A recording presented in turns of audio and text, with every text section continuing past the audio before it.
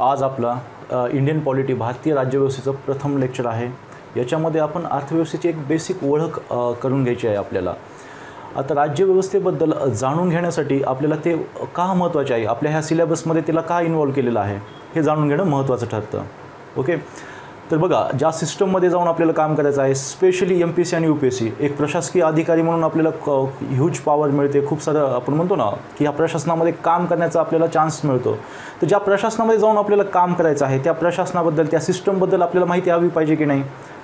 तर त्यामुळेच या प्रशासकीय सेवेच्या ज्या काही स्पर्धा परीक्षा होतात त्याच्यामध्ये भारतीय राज्यव्यवस्थेला इन्क्लूड केलेलं आहे। जर आपण ह्या प्रशासनाबद्दल व्यवस्थित माहिती कलेक्ट करू की आपल्याला माहिती असेल की कशी सिस्टम चालत आहे, कशी ती डेव्हलप होत आली आहे आणि सध्या ती कोणत्या पोझिशनला आहे आणि तिला आणखी बेटर कसं करायचं आहे, या सगळ्यांबद्दल माहिती आपल्याला कधी मिळेल, जेव्हा आपण त्याची बेसिक की कशी आपली सिस्टम बनली गेली आहे ते आपल्याला कळल्यानंतर। आता जेव्हा आपण पॉलिटिकल सिस्टम, इंडियन पॉलिटिकल सिस्टमबद्दल जाणतोय, आज भारत तुम्हाला माहीत असेल की कधीही नव्हती तेवढी आपली फॉरेन पॉलिसी आज एवढी ॲक्टिवेट झालेली आहे। विविध भारतामध्ये अंतर्गत आपण बरेचसे चेंजेस केलेले आहेत, GST वगैरे आणलेला आहे, खूप सारे कायदे बनत आहात। ते कशामुळे बनतात, काय बनतायत, कोणते सोर्स त्याचा आहे, या सगळं जाणून घेण्यासाठी आपल्याला काय करावं लागेल, पॉलिटिकल सिस्टमची निर्मिती आपली कशी झाली आहे। आता भारताचा इतिहास तसा आपण बघायला गेलं तर खूप प्राचीन आहे। आपण म्हणतो ना आता तर आपण खूप गर्वाने सांगू शकतो की आपली जी इतिहास आहे तो 3-3.5 वर्षापूर्वीचा आहे, सिंधू संस्कृतीपासून चालत आलेला आहे। जशी प्राचीन ग्रीक रोमन साम्राज्य होती तशी भारतालाही एक प्राचीन इतिहास लाभलेला आहे।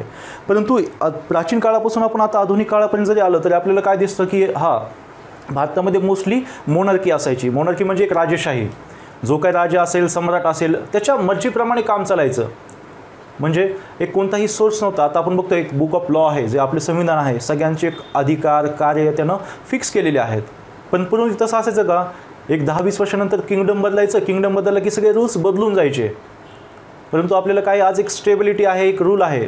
त्याची सुरुवात कशी झाली, तर जेव्हा ब्रिटिशांच्या आगमनापासून, कारण की ब्रिटिशांच्या आधी हे सगळी मोनार्की जेव्हा चालायची, चांगली असेल, लोकांच्या भल्यासाठी असेल, ब्रिटिशांनी जे काही शासन केलं आपल्या एक्सप्लॉयटेशनसाठीच केलं आहे, परंतु त्याची एक चांगली देण त्या शासनाची ती म्हणजे भारतामध्ये इन्स्टिट्यूशनल डेव्हलपमेंट, संस्थागत ढाचा निर्माण करणे। म्हणजेच आता जेव्हा आपण बघतोय ब्रिटिशांसोबत बरेचसे परकीय आपल्या भारतामध्ये आले होते एक्सप्लॉयटेशन करण्यासाठी भारतामध्ये, नाही का, इथलं खूप जास्त आपण म्हणतो ना एक सुजलाम सुफलाम प्रांत होता आणि त्यांना एक खूप मोठ्या ऑपॉर्च्युनिटीज इथे एक्सप्लॉयटेशनच्या दिसत होत्या, म्हणून त्या पोर्तुगीज, डच, फ्रेंच असे बरेचसे जण आले होते। पण याच्यामध्ये सक्सेसफुल ठरले म्हणजे ब्रिटिशर्स, त्यांच्या नीतीमुळे। आता ही त्यांची नीती काय होती, कोणकोणते युद्ध खेळले गेले होते हे आपण इतिहासामध्ये बघूया। जेव्हा आपण इतिहासाचा चॅप्टर स्टार्ट करूया तेव्हा आपण त्याच्याबद्दल माहिती घेऊया। आता आपल्याला फक्त कशावरती, आपल्या राज्यव्यवस्था आणि त्याच्या निर्मितीवरती फोकस द्यायचा आहे, आपल्या संविधानाच्यावरती। तर जेव्हा ब्रिटिशांनी इथे शासन सुरू केलं, त्यांनी काय केलं, प्रत्येक गोष्टीसाठी एक संस्था निर्माण करण्याची सुरुवात केली। बँकिंग असेल, आता जे काय आपण म्हणतो ना, जे काही बँकिंग व्यवहार होते त्यासाठी बँकिंग इन्स्टिट्यूट उभारलेले, जे काही न्यायदानाचे काम असतील त्यासाठी त्यांनी काय केलं, सुप्रीम कोर्ट इस्टॅब्लिश केलं। आता आपल्याला पुढे माहिती घ्यायचीच आहे त्याच्याबद्दल। म्हणजे आपण एकंदरीत असं म्हणू शकतो, जे आपलं संविधान बनलं आहे 1950 मध्ये, 26 जानेवारी 1950ला ज्याची आपण अंमलबजावणी सुरू केली, त्याच्या 2 महिने आधी ते रेडी होतं। हे संविधान आपलं ॲक्सिडेंट नव्हता, it was not an accident. तर ही एक प्रोसेस आहे। ब्रिटिश आल्यापासून जे काही 200-300 वर्ष त्यांनी इथे राज्य केले, ही त्याच्यातून बनलेली प्रोसेस आहे। आता आपण जेव्हा ब्रिटिशांचा एक ॲक्ट बघू तेव्हा तुम्हाला कळेल की बाबा त्या ॲक्टपासून ही प्रोसेस डेव्हलप होत आलेली आहे। ओके, तर ब्रिटिश आले 1765 मध्ये, 1764 मध्ये बक्सरचं युद्ध झालं, 65 मध्ये त्यांच्या हातामध्ये सत्ता आली बंगालची। तर रॉबर्ट क्लाइव्हनी तिथे दुहेरी शासन पद्धती सुरू केली, ज्या अंतर्गत त्यांनी काय केले होते, 2 नायब दिवाण नियुक्त केले।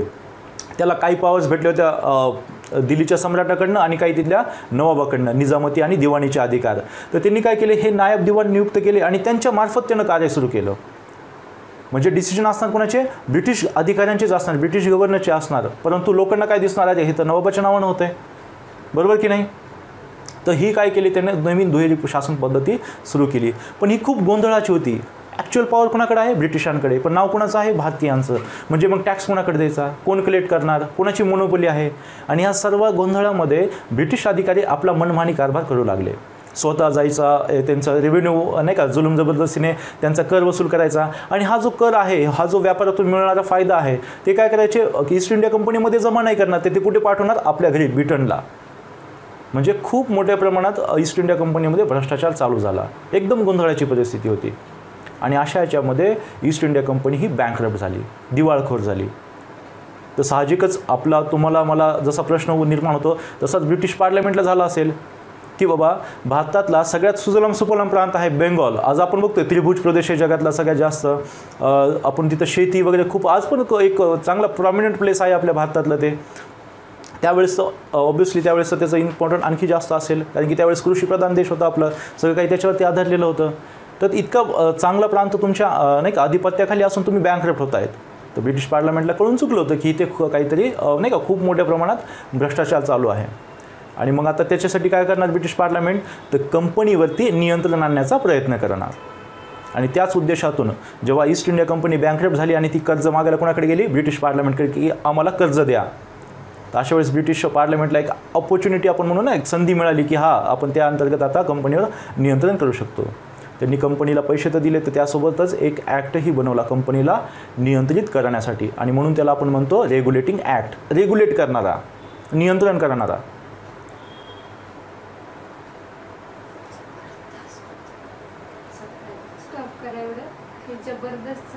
Okay.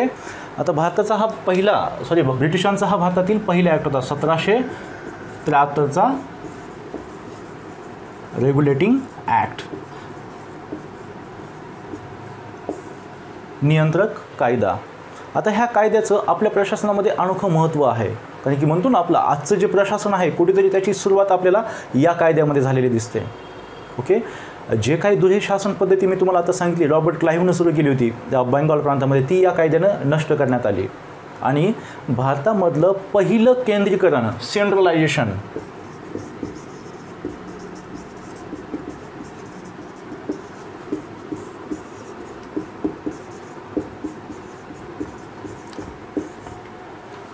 सेंट्रलायझेशन of law making process. सेंट्रलायझेशन ह्या शब्दाचा काय अर्थ होतो, कुठून तरी सत्ता एका ठिकाणी एकवटती आहे बाबा. ओके. याच्या आधी जर आपण ह्या वेळेसचा ब्रिटिश भारत बघितला तर आपण बघूया, हा बंगाल, बॉम्बे आणि मद्रास हे 3 प्रांत ब्रिटिश आधिपत्याखाली आलेले होते. बॉम्बे, मद्रास आणि बेंगॉल, या 3ही प्रांतामध्ये गव्हर्नर्स मार्फत शासन केलं जायचं. प्रत्येक प्रांतामध्ये काय असणार, एक गव्हर्नर असणार आणि त्याच्या पद्धतीने तिथे शासन केलं जायचं. परंतु सेंट्रलायझेशन म्हणजे कुठेतरी एका ठिकाणी पावर एकवटती आहे. तर काय केलं, बंगालच्या गव्हर्नरला गव्हर्नर जनरल ऑफ बेंगॉल हे पद देण्यात आलं, किंवा हे पद निर्माण करण्यात आलं. म्हणजेच काय, हे दोघं गव्हर्नर राहिले आणि हा कोण झाला, गव्हर्नर जनरल ऑफ बेंगॉल.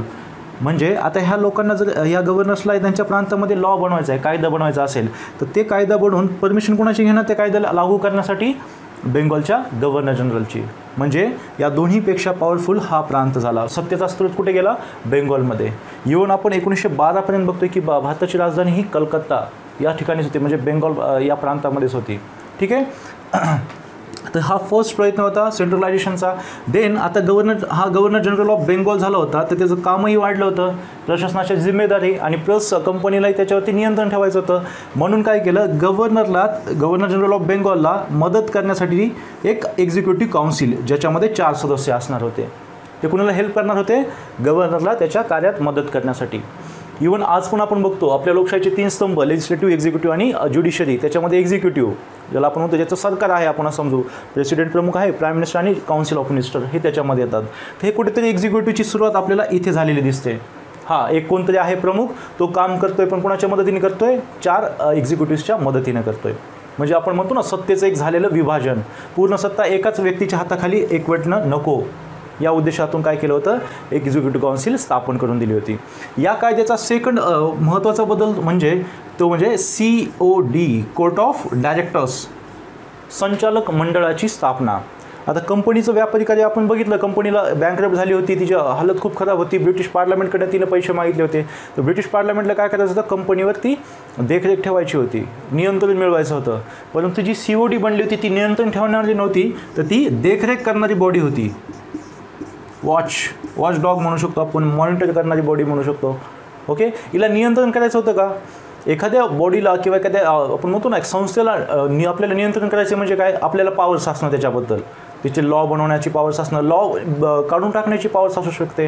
परंतु देखरेख करणं म्हणजे काय, वॉच ठेवणं की कशा प्रकारे कामकाज होत आहे. हा फरक आहे दोन्हीमध्ये.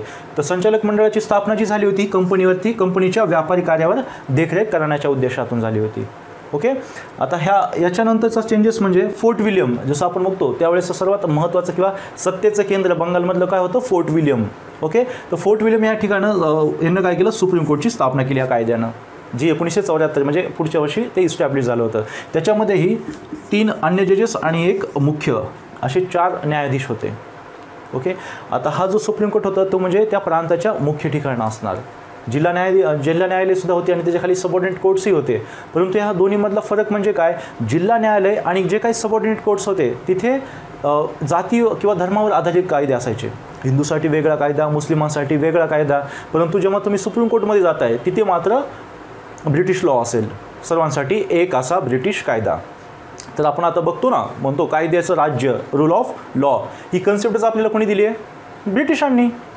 सर्वांसाठी कायदा एक असेल हे प्रथमतः आपल्याला कधी कळालं, ब्रिटिशांच्या आगमनानुसार, जेव्हा त्यांनी हा संस्थागत विकास करायला सुरुवात केली होती. जसं मी पूर्वी सांगितलं तुम्हाला, याच्या आधी कशी कंडिशन होती, राजाच्या मनावर. तर कुठेतरी आपल्याला आता काय दिसतं, सर्वांसाठी एक लॉ बनतोय जो सगळ्यांसाठी इक्वल असेल. आज पण आहे का नाही, आज आपल्या संविधानामध्ये सगळ्यात आपण म्हणतो ना एक मोठो काय आहे, इथे कायद्याचं राज्य आहे. सर्वोच्च काय आहे आपल्या याच्यामध्ये, संविधान. इव्हन राष्ट्रपती, सुप्रीम कोर्ट, पार्लमेंट यापेक्षाही सुप्रीम काय आहे, आपल्या भारताचं कॉन्स्टिट्यूशन. तर कायद्याचं राज्य दिसतं की नाही आज आपल्याला. ओके. कुठेतरी आपण म्हणू ना त्याची सुरुवातच आपल्याला इथून झालेली दिसते. त्यामुळे या कायद्याचं एक आपलं अनोखं महत्त्व आहे, मी जसं म्हटलं होतं. ठीक आहे. आता आणखी ह्या कायद्याने केलेले चेंजेस काय, तर ते म्हणजे कंपनीचे जे काही अधिकारी होते त्यांना ते आता व्यक्तिगत व्यापार करू शकत नव्हते. कारण की ही सगळी प्रोसेस तिथून सुरू झाली ना, व्यक्तिगत व्यापार करणं, हवा तसा कर त्यांच्याकडून नाही का वसूल करणं भारतीय व्यापाऱ्यांकडनं. तर आता काय केलं त्यांनी, ते आता पर्सनल व्यापार करू शकत नव्हते. जो काय व्यापार होणार होता आता तो कंपनीच्याच आधिपत्याखाली होता. तर यातनं आणखी एक चेंज केलं, म्हणजे ते म्हणजे प्रायव्हेट राईट्स जे होते कंपनीच्या अधिकाऱ्यांचे खाजगी व्यापार करण्याचे ते काढून घेण्यात आले. ओके. तर हा पहिला अटेम्प्ट होता ब्रिटिश पार्लमेंटचा भारतामधलं ईस्ट इंडिया कंपनीच्या शासनाला नियंत्रित करण्यासाठी. ओके. हा कायदा बनला, वेळ निघून गेली. आता पहिला आपण जेव्हा बघतो की गव्हर्नर जनरल झाला होता, तसा पहिला गव्हर्नर जनरल कोण होता, वॉरेन हेस्टिंग्स. कारण की त्याच्या काळामध्ये हा कायदा झाला होता. तो जेव्हा भारतामध्ये आला होता तेव्हा कोण होता, गव्हर्नर होता. परंतु 1773 हा कायदा त्याच्या कालावधीमध्ये झाला, म्हणून हा कोणता कायदा, तो कोण झाला, गव्हर्नर जनरल ऑफ बेंगॉल झाला. नाव 1773च्या रेग्युलेटिंग ॲक्ट नंतर ब्रिटिश पार्लमेंटने असे बरेचसे कायदे केलेत जे ईस्ट इंडिया कंपनीतल्या भारतातील शासनाला नियंत्रित करेल. आता पुढच्या महत्त्वाच्या कायद्यांमध्ये आपल्याला पाहायचं आहे 1784चा पीट्स इंडिया ॲक्ट, देन 1833चा चार्टर ॲक्ट, 1853चा चार्टर ॲक्ट, 1858चा ब्रिटनचा भारत सरकार कायदा, देन 1861, 1892 आणि 1909चा काउन्सिल कायदा. हे 3 काउन्सिल कायदे, भारत सरकार कायदा आणि हे 2 चार्टर कायदे. ॲक्च्युली 4 चार्टर कायदे आहेत, त्यातले 2 आपल्याला इथे पाहायचे आहेत. ओके. आणि 1909 नंतर जे 2 भारत सरकार कायदे बनले होते 1919चा आणि 1935चा, त्याला मात्र आपल्याला खूप डीपली बघायचं आहे. ओके. नाव 1784चा पीट्स इंडिया ॲक्ट.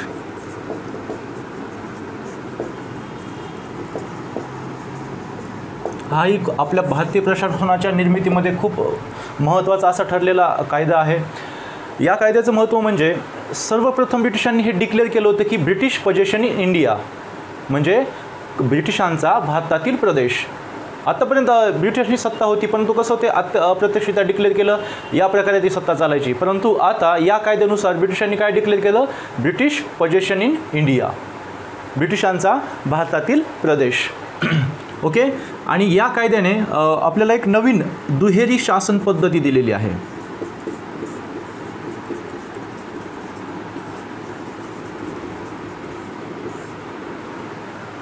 हा शब्द जसं मी सांगितलं आहे आपल्याला विसरायचा नाही आहे, कारण की बऱ्याचशा नाही का दुहेरी शासन पद्धती आपल्या भारतामध्ये लागू केल्या गेलेल्या आहेत. प्रथमतः आपण बघितलं होतं रॉबर्ट क्लाइव्हने ते 1765 तेव्हा जेव्हा दिवाणीचे अधिकार त्यानं मुघल सम्राटाकडून घेतले होते आणि निजामतीचे अधिकार त्यानं तिथल्या नवाबाकडून घेतले होते. एक नवीन प्रकारे त्यानं नाही का स्वतःच्या हातात दिवाणी अधिकार होते आणि 2 नायब दिवाण नियुक्त केले होते, त्यांना निजामतीचे काम दिलेले होते. म्हणजे 2 प्रकारे तिथं शासन होत होतं. दुहेरी शासन पद्धतीचा सिंपल मिनिंग काय, दोन प्रकारे शासन होणं. सत्तेचे असे कोण दोन स्रोत आहेत, ते काय करतायत तिथे सत्ता चालवत आहेत. तर या पिट्स इंडिया ॲक्टनं आपल्याला आणखी एक नवीन दुहेरी शासन पद्धती दिली. कारण की रॉबर्ट क्लाइव्हने जी दुहेरी शासन पद्धती सुरू केली होती ती कधी नष्ट करण्यात आली होती, 1773च्या रेग्युलेटिंग कायद्यानुसार. ओके. नाव पिट्स इंडिया ॲक्टमध्ये जी दुहेरी शासन पद्धती होती, हे बघा, भारत ईस्ट इंडिया कंपनी, ज्याचा गव्हर्नर प्रमुख कोण आहे, गव्हर्नर जनरल ऑफ बेंगॉल, आणि त्याला मदत करणारे किती आहेत, 4 काउन्सिलचे सदस्य. आता ही काउन्सिल जी 1773च्या रेग्युलेटिंग ॲक्टमध्ये दिली होती, आपण बघितलं ही कशामुळे दिली होती, कारण की याला सगळी सत्ता एका व्यक्तीच्या हातात द्यायची आहे का, नाही, त्याला ह्या 4 लोकांच्या संमतीने काम करायचं आहे. आणि डिसिजन कसे घ्यायचे आहेत, मेजॉरिटीने, बहुमतानं. म्हणजे सत्तेचं विभाजन करण्याकरिता ही पोस्ट आणि हे 4 काउन्सिल बनवले गेले होते. आता हे झाले ईस्ट इंडिया कंपनीचे भारतातलं कार्य करणारी बॉडी. आता ह्या कार्याला 2 भागामध्ये विभागलं गेलं, एक म्हणजे पॉलिटिकल कार्य आणि एक म्हणजे रेव्हेन्यू, ट्रेड, व्यावसायिक कार्य, व्यापारी कार्य व राजकीय कार्य. तर राजकीय कार्य आणि हे व्यापारी कार्याला नियंत्रण करण्यासाठी 2 बॉडी बनवण्यात आल्या, 2 मंडळी बनवण्यात आलं. पहिलं मंडळ तर आपण बघितलेलं आहे 1773च्या ॲक्टनं आपल्याला दिलं होतं, कोणतं, कोर्ट ऑफ डायरेक्टर्स, संचालक मंडळ. ते काय करणार होतं, कंपनीच्या व्यापारी कार्यावरती देखरेख करणार होतं. बघितलं की नाही आपण. नाव एक नवीन बॉडी बनवण्यात आली ब्रिटिश पार्लमेंटच्या ठिकाणी, जिचं नाव होतं board of control, BOC, board of control, नियंत्रण मंडळ, जिचं काम होतं कंपनीच्या राजकीय कार्यावर नियंत्रण ठेवणं. आता मॉनिटर नाही तर आता काय, नियंत्रण. देखरेख करणं आणि नियंत्रण करण्यामध्ये खूप फरक आहे. देखरेख करणं म्हणजे फक्त वॉच ठेवणं, कसं होतंय, काय होतंय, प्रशासन कसं चालतंय. नियंत्रण म्हणजे ते कसं चाललं गेलं पाहिजे, त्याच्यासाठी काय लॉज बनवले गेले पाहिजेत, कसं कंट्रोल केलं गेलं पाहिजे, म्हणजे काय, नियंत्रण. ठीक आहे. नाव एक नवीन दुहेरी शासन पद्धती भारतामध्ये सुरू झाली. Board of control he London स्थित होती, तिथल्या ब्रिटिश पार्लमेंटमध्ये असायची. इवन असं म्हटलं जातं दोन्हीपैकी पॉवरफुल बॉडी कोणती, कोर्ट ऑफ डायरेक्टर्स का बोर्ड ऑफ कंट्रोल. इवन आपली ही कोर्ट ऑफ डायरेक्टर्स जे काही व्यापारी कार्याची देखरेख इथे करायची, त्याची रिपोर्टसुद्धा कोणाला द्यायची, ती बोर्ड ऑफ कंट्रोलला.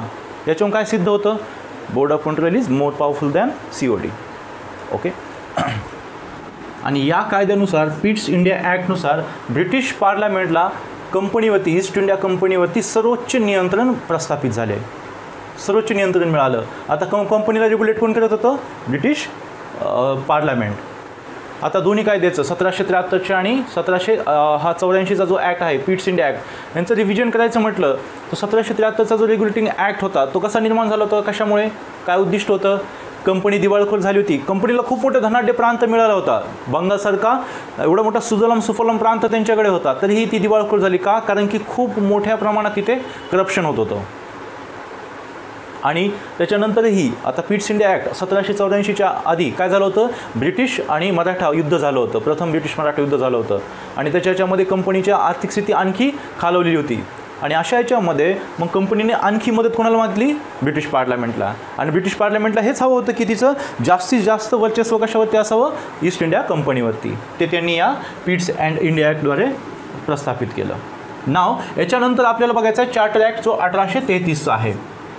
भारतामध्ये एकूण 4 चार्टर ॲक्ट झाले होते. एक होता 1793चा, 1813चा, 1833 व 1853.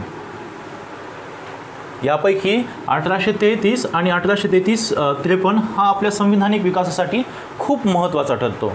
1793 म्हणजे हे चार्टर ॲक्टचा जो उद्देश होता तो म्हणजे कंपनीचं भारतातलं भविष्य काय हे ठरवणं. म्हणजे कंपनीला किती अधिकार दिले पाहिजे, तिची व्यापाराची सत्ता, तिची राजकीय सत्ता किती असली पाहिजे, हे सर्व ठरवणं होतं. तर 1793ला जेव्हा पहिला चार्टर ॲक्ट केला होता त्यानं काही विशेष अधिकार दिले होते गव्हर्नर जनरल ऑफ बेंगॉलला. आपण रेग्युलेटिंग ॲक्टमध्ये काय बघितलं होतं, एक गव्हर्नर जनरल आहे आणि त्याला मदत करण्यासाठी 4 काउन्सिलर्स आहेत. तर तो आता ह्या कायद्याद्वारे तो विशेष प्रसंगी या काउन्सिलच्या सदस्यांचे डिसिजन डावलू शकत होता. एक गोष्ट आपल्याला इथे मॉडिफाईड करावं लागेल. पिट्स इंडिया ॲक्टमध्ये रेग्युलेटिंग ॲक्टने किती काउन्सिलर्स होते, 4 काउन्सिलर्स. पण पिट्स इंडिया ॲक्टनं काय केले होते, गव्हर्नर जनरल ऑफ बेंगॉलच्या काउन्सिलरची सदस्य संख्या ही 4 वरून 3 केली. प्रथमतः 1773चा जो ॲक्ट होता, रेग्युलेटिंग ॲक्ट, त्याच्यामध्ये 4 सदस्य होते. त्याच्यामुळे त्याचा मागचा उद्देश असा होता की एकवट सत्ता ही एकवटू नाही. कुणाच्या हातामध्ये? गव्हर्नर जनरल ऑफ बेंगॉलच्या हातामध्ये. त्याच्यामुळे त्याचं काय केलं? डिस्ट्रीब्युशन ऑफ पॉवर, सत्तेचं विभाजन केलं. परंतु आता ह्या पिट्स इंडिया ॲक्टनं काय केलं? 4 सदस्याच्या जागी आता 3 सदस्य. म्हणजे आता हा गव्हर्नर जनरल ऑफ बेंगॉल आणि हे 3 सदस्य, यापैकी एक सदस्य जरी गव्हर्नर जनरलच्या साईडनं झाला, म्हणजे ह्या दोघांचे मत म्हणजे 2 आणि ह्या दोघांचे 2, आणि अशा वेळेस काय करेल? हा आपला निर्णायक मत, कास्टिंग वोट देईल, म्हणजे 3 झाले. तर सत्ता कोणाच्या हातात आली? इनडायरेक्टली गव्हर्नर जनरलच्या हातामध्ये. कधी? पिट्स इंडिया ॲक्टमध्ये. एक आणखी विशेष कायदा कधी दिला मग? 1793मध्ये. त्यानुसार काय केलं गेलं? गव्हर्नर जनरल ऑफ बेंगॉल विशेष प्रसंगी ह्या काउन्सिलचे निर्णय धुडकावून लावू शकत होता आणि स्वतःचे निर्णय प्रस्थापित करू शकत होता. म्हणजे काय झालं? आता कोणताही कायदा न करता किंवा सुझाव न घेता ब्रिटिश जो आपला गव्हर्नर जनरल आहे तो काय करू शकत होता? स्वतःचे निर्णय घेऊ शकत होता. नाव 1813चा चार्टर ॲक्ट. यानं काय केलं? 1813च्या चार्टर ॲक्टनं कंपनीची व्यापारी मक्तेदारी कमी केली. व्यापाराची मक्तेदारी काय केलं? कमी केली गेली. म्हणजे आता कंपनी व्यापार करणार नाही. केवळ 2 व्यापार कंपनी करू शकत होती. एक म्हणजे चहाचा व्यापार, टी, आणि दुसरा म्हणजे चायनासोबतचा व्यापार. इतर व्यापार आता कंपनीला करायचे नव्हते. ओके, कंपनीचे व्यापारिक अधिकार नष्ट करण्यात आले. केवळ 2 व्यापारी अधिकार त्याला दिले. कोणकोणते 2? एक तर चीनसोबत व्यापार करू शकते आणि दुसरा चायचा व्यापार. त्याच्यामध्ये तिची मक्तेदारी ठेवली गेली. आता आपल्याला 1833 आणि 1853 फार विस्तृत स्वरूपामध्ये पाहायचं आहे. एकतर 1833चा सर्वात महत्त्वाचा, आता तो आपल्या म्हणतो ना संविधानिक विकासासाठी खूप महत्त्वाचा ठरतो. मी सांगितलंच आहे तुम्हाला का ठरतो महत्त्वाचा. ओके, जसं आपण बघितलं तर पहिला प्रयत्न काय होता भारतामध्ये सेंट्रलायझेशन करण्याचा? पहिला प्रयत्न कोणत्या ॲक्टद्वारे केला होता? केंद्रीकरणाचा. रेग्युलेटिंग ॲक्टद्वारे, 1773च्या रेग्युलेटिंग ॲक्टद्वारे. त्याच्यानुसार काय केलं गेलं? मद्रास आणि मुंबई दोन्ही गव्हर्नर कोणाच्या आधिपत्याखाली आले होते? बंगालच्या गव्हर्नर जनरलच्या आधिपत्याखाली आले होते. म्हणजेच जसा हा भारत, बंगाल, मद्रास आणि बॉम्बे हे दोन्ही गव्हर्नरला आपापल्या प्रांतामध्ये लॉ बनवायचा आहे, कायदा बनवायचा आहे. तर 1773च्या कायद्याअधीन ते काय करू शकत होते? लॉ बनवायचा आणि ह्या गव्हर्नर जनरल ऑफ बेंगॉलची परमिशन घ्यायची. मात्र 1833च्या ॲक्टनं गव्हर्नर जनरल ऑफ बेंगॉलला गव्हर्नर जनरल ऑफ इंडिया बनवले. बंगालच्या गव्हर्नर जनरलपासून त्याला का बनवले? भारताचा गव्हर्नर जनरल. याचा अर्थ काय होतं? नावातून वाटतं की काहीतरी खूप जास्त पॉवर आणखी एकवटती आहे कुठेतरी. म्हणजे 1773च्या ॲक्टनं जे केंद्रीकरण चालू केलं त्याला सुप्रीम किंवा सर्वोच्च ठिकाणी नेण्याचं काम कोणी केलं? 1833. म्हणजे आणखी जास्त केंद्रीकरण करण्यात आलं, आणखी जास्त पॉवरफुल बनवण्यात आलं याला. ती पॉवरफुल म्हणजे काय? पूर्वी हे गव्हर्नर्स लॉ बनवायचे, लॉ स्वतः बनवायचे आणि कुणाचं घ्यायची मान्यता? गव्हर्नर जनरल ऑफ बेंगॉलची. आता या ॲक्टनं असं केलं की हा गव्हर्नर जनरल ऑफ इंडिया जो आहे आता हाच लॉ बनवणार आणि हाच नाही का इतर प्रांतांना लागू करणार. म्हणजे काय वाटतं आपल्याला? गव्हर्नर जनरल ऑफ इंडियाला आणखी जास्त सत्ता दिली. ठीक आहे. नाव दुसरा चेंजेस जो आपल्या संविधानासाठी आणखी एक महत्त्वाचा ठरतो ती म्हणजे घोषणा. ब्रिटिशांनी भारतामध्ये प्रथमच अशी घोषणा केली की आम्ही भारतीयांचं धर्म, वंश, जात, लिंग, जन्मस्थान इत्यादीच्या आधारावर आम्ही भेदभाव करणार नाहीत. आणि आज आपण जेव्हा आपले मूलभूत अधिकार बघतो त्याची जी आर्टिकल 14, 15 आणि 16 आहेत त्यांची सुरुवात कशी झालेली आहे की आम्ही कोणत्याही नाही का भारतीयाच्या धर्म, जात, वंश, लिंग, जन्मस्थान इत्यादीच्या आधारावर भेदभाव करणार नाहीत. ओके, अशीच काहीशा स्वरूपाची डिक्लेरेशन ब्रिटिशांनी त्यावेळेस केले. जरी आपण बघायला गेलं की आपल्याला घोषणा खूप छान वाटते पण ही फक्त कागदापुरतीच मर्यादित होते. ब्रिटिशांनी यांचे कोणतेही तत्त्व पुढे अंमलात आणले नाही. फक्त पोकळ अशी घोषणा होती. परंतु ती होणं खूप महत्त्वाचं होतं. कारण की आतापर्यंत ब्रिटिशर्स काय म्हणायचे आपल्याला? तुमच्यासारख्या रानटी लोकांना आम्ही सिव्हिलाइज बनवण्यासाठी आलेलो आहेत, नागरी जीवन देण्याकरिता आलेलो आहेत. तर प्रथमतः त्यांनी अशी घोषणा करणं म्हणजे कुठेतरी भारतीयांमध्ये एक नवीन उमेद जागे करणं होतं. ओके, त्यासाठी ती महत्त्वाची ठरते. पहिला changes governor general of Bengal, governor general of India झाला. ही डिक्लेरेशन जी मी आता तुम्हाला सांगितली. आणि तिसरा आणि सर्वात महत्त्वाचा चेंजेस या कायद्याचा, कंपनीचे पूर्ण व्यापारी अधिकार काढून घेण्यात आले. कंपनी आता व्यापार करू शकत नव्हती. कंपनी व्यापार करू शकत होती का आता? नाही, कंपनी आता व्यापार करू शकत नव्हती. म्हणजे जे पूर्वी तिला 2 व्यापार राहिले होते, कोणकोणते? चिंच आणि चहाचा, आता तो सुद्धा काढून घेण्यात आला. आता कंपनीला फक्त राजकीय कार्य करायचं होतं भारतामध्ये. म्हणजे कंपनीचं उद्दिष्ट फिक्स झालं होतं, तिचे कार्य फिक्स झाले होते. नाव तिला फक्त आता लॉ बनवायचं आणि तिथलं साम्राज्य सांभाळायचं होतं. व्यापार मात्र कोण करणार? ब्रिटिशांचे जे प्रायव्हेट बिझनेसमॅन असतील ते करतील. कारण की त्यांची सुरुवातीपासून डिमांड काय होती? आमच्यामध्ये तेवढी ऐपत आहे की आम्ही भारतामध्ये जाऊन ट्रेड करू शकतो. आम्हाला कंपनीच्या अधीन किंवा कंपनीच्या नियंत्रणाखाली आम्हाला व्यापार नको आहे. आम्ही मुक्तपणे भारतात जावं, व्यापार करून यावं, पाहिजे तेवढा नफा आम्ही कमवू शकत होतो. ओके, तर तशाच बिझनेसमॅनच्या किंवा त्याच्या व्यापाऱ्यांसाठी काय केलेलं? कंपनीचे सगळे व्यापारी अधिकार काढून घेतले. ठीक आहे. आता 1833च्या चार्टर ॲक्टनंतर सर्वात महत्त्वाचं आहे 1853चा चार्टर ॲक्ट.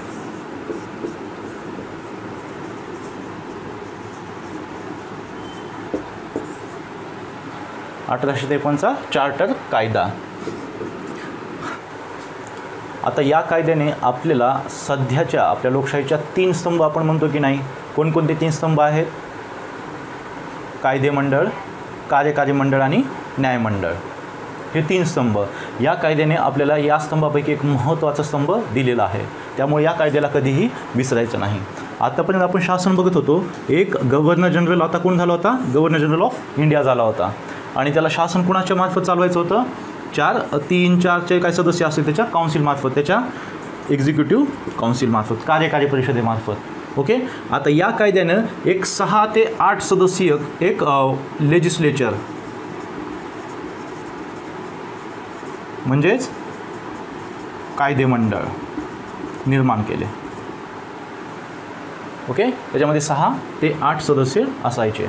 हे कायदेमंडळातले जे सदस्य असायचे ते स्थानिक नाही का, स्थानिक जे प्रांत होते ब्रिटनचे, बॉम्बे, मद्रास, अवध, मिडल प्रॉव्हिन्स असेल, मध्य प्रांत असेल, तिथून हे निवडून नाही का, तिथून नॉमिनेट केले जायचे, तिथून त्यांचं नामांकन केलं जायचं. तर आतापर्यंत पूर्ण सत्ता यांच्या हाती एकवटलेली होती. आता काय करायचं होतं यांना? जे काही प्रांतासाठी कायदे बनवायचे होते ते यांच्या रिकमेंडेशननुसार यांच्याशी चर्चा करून बनवायचे होते. ओके. आज आपण भारतामध्ये काय बघतो? एक्झिक्युटिव्हच्या ठिकाणी कोण असतं? प्रेसिडेंट, प्राईम मिनिस्टर आणि काउन्सिल ऑफ मिनिस्टर, आणि एक अटॉर्नी जनरल ऑफ इंडियाही असतो. त्याचं आपण नंतर पाहूया.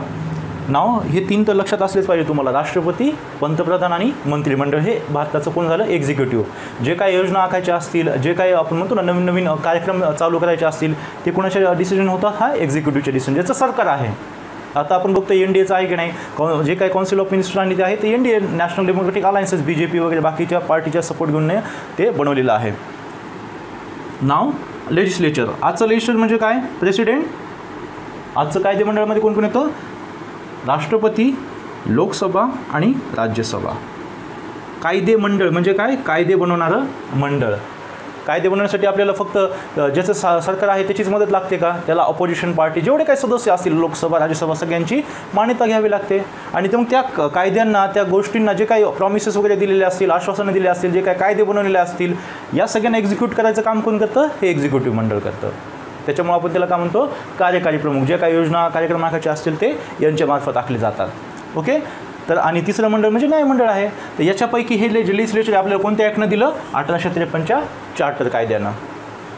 आतापर्यंत फक्त एक्झिक्युटिव्ह शासन सांभाळायचं. आता त्याच्यामध्ये तिला कोण आलं? एक लेजिस्लेचर. त्याच्या मदतीनं हे जे काही एक्झिक्युटिव्ह ते काम करणार होतं. हा त्याच्या वेळेसचा सर्वात महत्त्वाचा. दुसरी महत्त्वाची कन्सेप्ट म्हणजे ती म्हणजे लोकल रिप्रेझेंटेशन.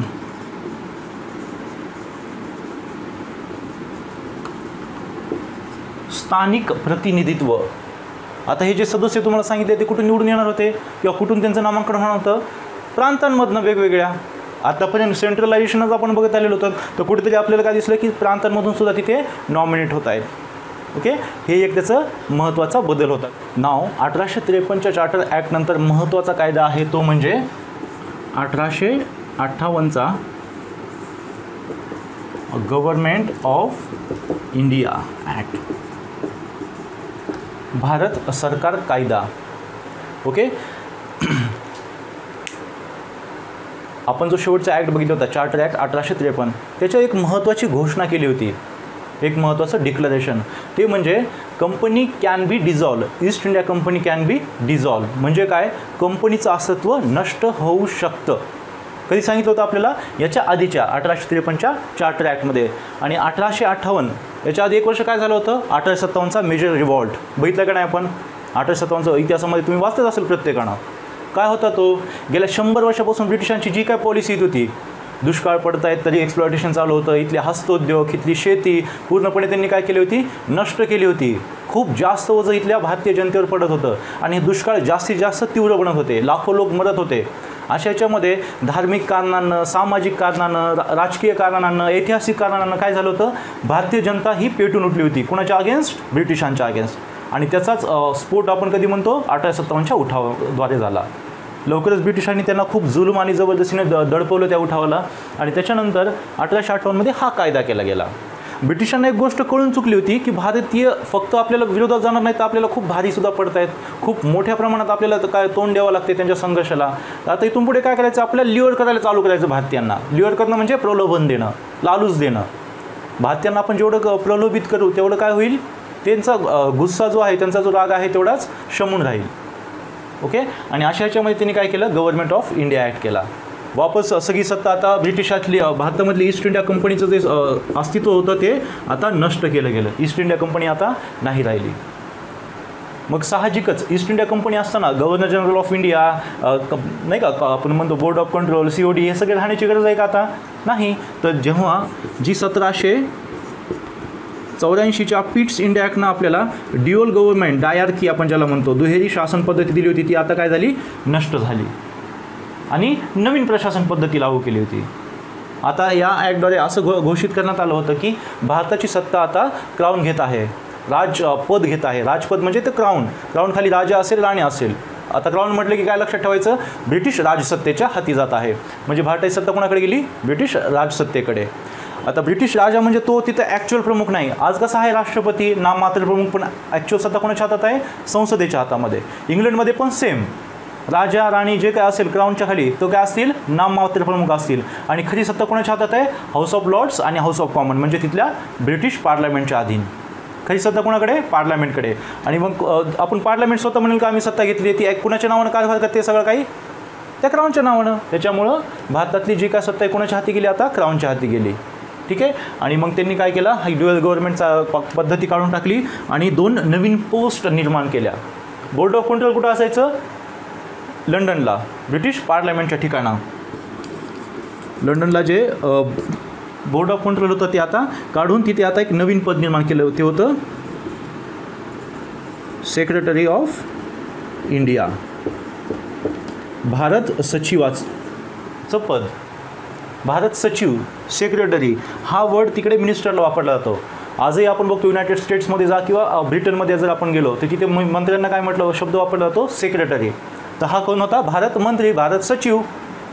आता मंत्री म्हणजे काय, प्रत्येकाकडे एक विभाग दिला असतो आणि त्या पूर्ण विभागाचं ते कामकाज बघत असतात. तसा भारत विभाग कोणाकडे दिला, या भारत मंत्र्याकडे.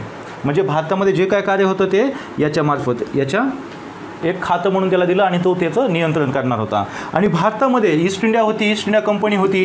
त्याचा प्रमुख कोण होता, गव्हर्नर जनरल ऑफ इंडिया, जो 1833च्या चार्टर ॲक्टनुसार झाला होता. आता ही पोस्टसुद्धा काढून टाकली आणि ब्रिटिशांचा भारतातील प्रमुख एक नवीन पद निर्माण केलं, ते म्हणजे व्हाईसरॉय. भारतामध्ये कोणतं पद निर्माण केलं आपण, व्हाईसरॉय. म्हणजे या दोघांमार्फत आता ब्रिटिश पार्लमेंटचं शासन भारतामध्ये चालणार होतं. हा जो सेक्रेटरी होता कुठे असायचा, तो लंडनला. आणि तो जबाबदार कोणाला होता, ब्रिटिश पार्लमेंटला तो जबाबदार असायचा. आणि याला मदत करण्यासाठी एक काउन्सिलही बनवण्यात आली, परिषद. कोणाला मदत करण्यासाठी, ब्रिटिश जो पार्लमेंटचा सेक्रेटरी होता, इंडियन सेक्रेटरी, त्याला काय केलं, एक काउन्सिलही दिली. काय, त्या काउन्सिलच्या मदतीने तो भारताचा जो काय कारभार असेल तो चालवणार होता. आणि भारतामध्ये त्यांचा प्रमुख कोण होता, व्हाईसरॉय. हे सर्व मिळून आता शासन करणार होते. म्हणजेच भारतामध्ये आपण म्हणतो ना एक कायदेशीर सत्ता किंवा एक सरकार, आपण इंडियन गव्हर्नमेंट नावामध्येच कळते की भारतामध्ये कुठेतरी आता परफेक्टली शासन सुरू झालं होतं. परफेक्टली म्हणजे याचा अर्थ असा नाही की आपल्या जनकल्याणासाठी हे शासन होते. ब्रिटिशांचा आपण म्हणतो ना पहिल्यापासूनच मोठो काय होता, भारतीयांचं एक्सप्लॉयटेशन होईल तेवढा फायदा भारतातून करून घ्यायचा आहे. नाव 1858च्या आता ब्रिटिश सत्ता कोणाच्या हातात गेलेली आहे, भारतातली सत्ता कोणाच्या हातात गेली, ब्रिटिश राजपदाच्या हातामध्ये. 1858 नंतर 3 कंटिन्युअस आपल्याला काय दिसतात, ते म्हणजे 1861चा, 1892चा आणि 1909चा काउन्सिल कायदा, परिषद कायदा, भारतीय परिषद कायदा.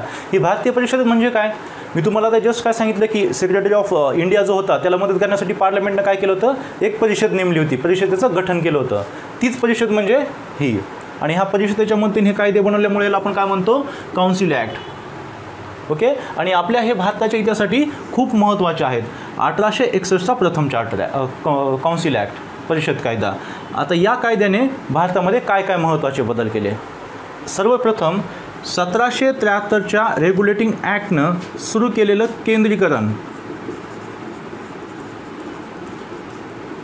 1773च्या ॲक्टनं सुरू केलेलं व 1833च्या चार्टर कायद्याने त्याला मजबूत केलेलं. मजबूत केलं होतं की नाही. यानुसार बाकी गव्हर्नर्स लॉ बनवत होते, मान्यता गव्हर्नर जनरलची बेंगॉलची घेत होते. आणि यावेळेस आता लॉज कोण बनवत होतं, GGI, governor general of India. आता काय केलं, या कायद्यानं हे पूर्ण सेंट्रलायझेशन होतं ते नष्ट केलं आणि डिसेंट्रलायझेशनची सुरुवात केली. विकेंद्रीकरणाची प्रोसेस स्टार्ट केली. केंद्रीकरण म्हणजे सत्तेचं एका ठिकाणी झालेलं, आपण म्हणतो ना एकत्रीकरण, एका ठिकाणी सत्ता एकवटती आहे. आणि डिसेंट्रलायझेशन म्हणजे सत्तेचं विभाजन. आज आपली भारताची पद्धत आपण बघितली तर सेंट्रलायझेशन आहे काही प्रमाणात, पॉवर टिल्टेड टुवर्ड सेंटर असं म्हणतो आपल्या सिस्टमला. म्हणजे जास्त सत्ता कोणाकडे आहे, केंद्राकडं. पण याचा अर्थ असा होतो का राज्यांकडे काही सत्ताच नाही. राज्यांनाही विस्तृत प्रमाणाचे अधिकार आजही आपण दिलेले बघतो. ठीक आहे. आणि हे कुठेतरी आपल्या ह्या कायद्यामध्ये काय झालं, डिसेंट्रलायझेशन सुरू झालं. म्हणजे प्रत्येक प्रांताला आपापल्या प्रांतामध्ये जे गव्हर्नर्स होते त्यांना आपापल्या प्रांतामध्ये कायदा बनवण्याचं स्वातंत्र्य देण्यात आलं किंवा तो अधिकार त्यांना मिळाला, जो आतापर्यंत कुणाकडे होता, सेंट्रल पॉवरकडे, गव्हर्नर जनरल ऑफ बेंगॉल असेल किंवा इंडिया असेल. दुसरा याच्यातला चेंजेस म्हणजे भारतीयांचा समावेश.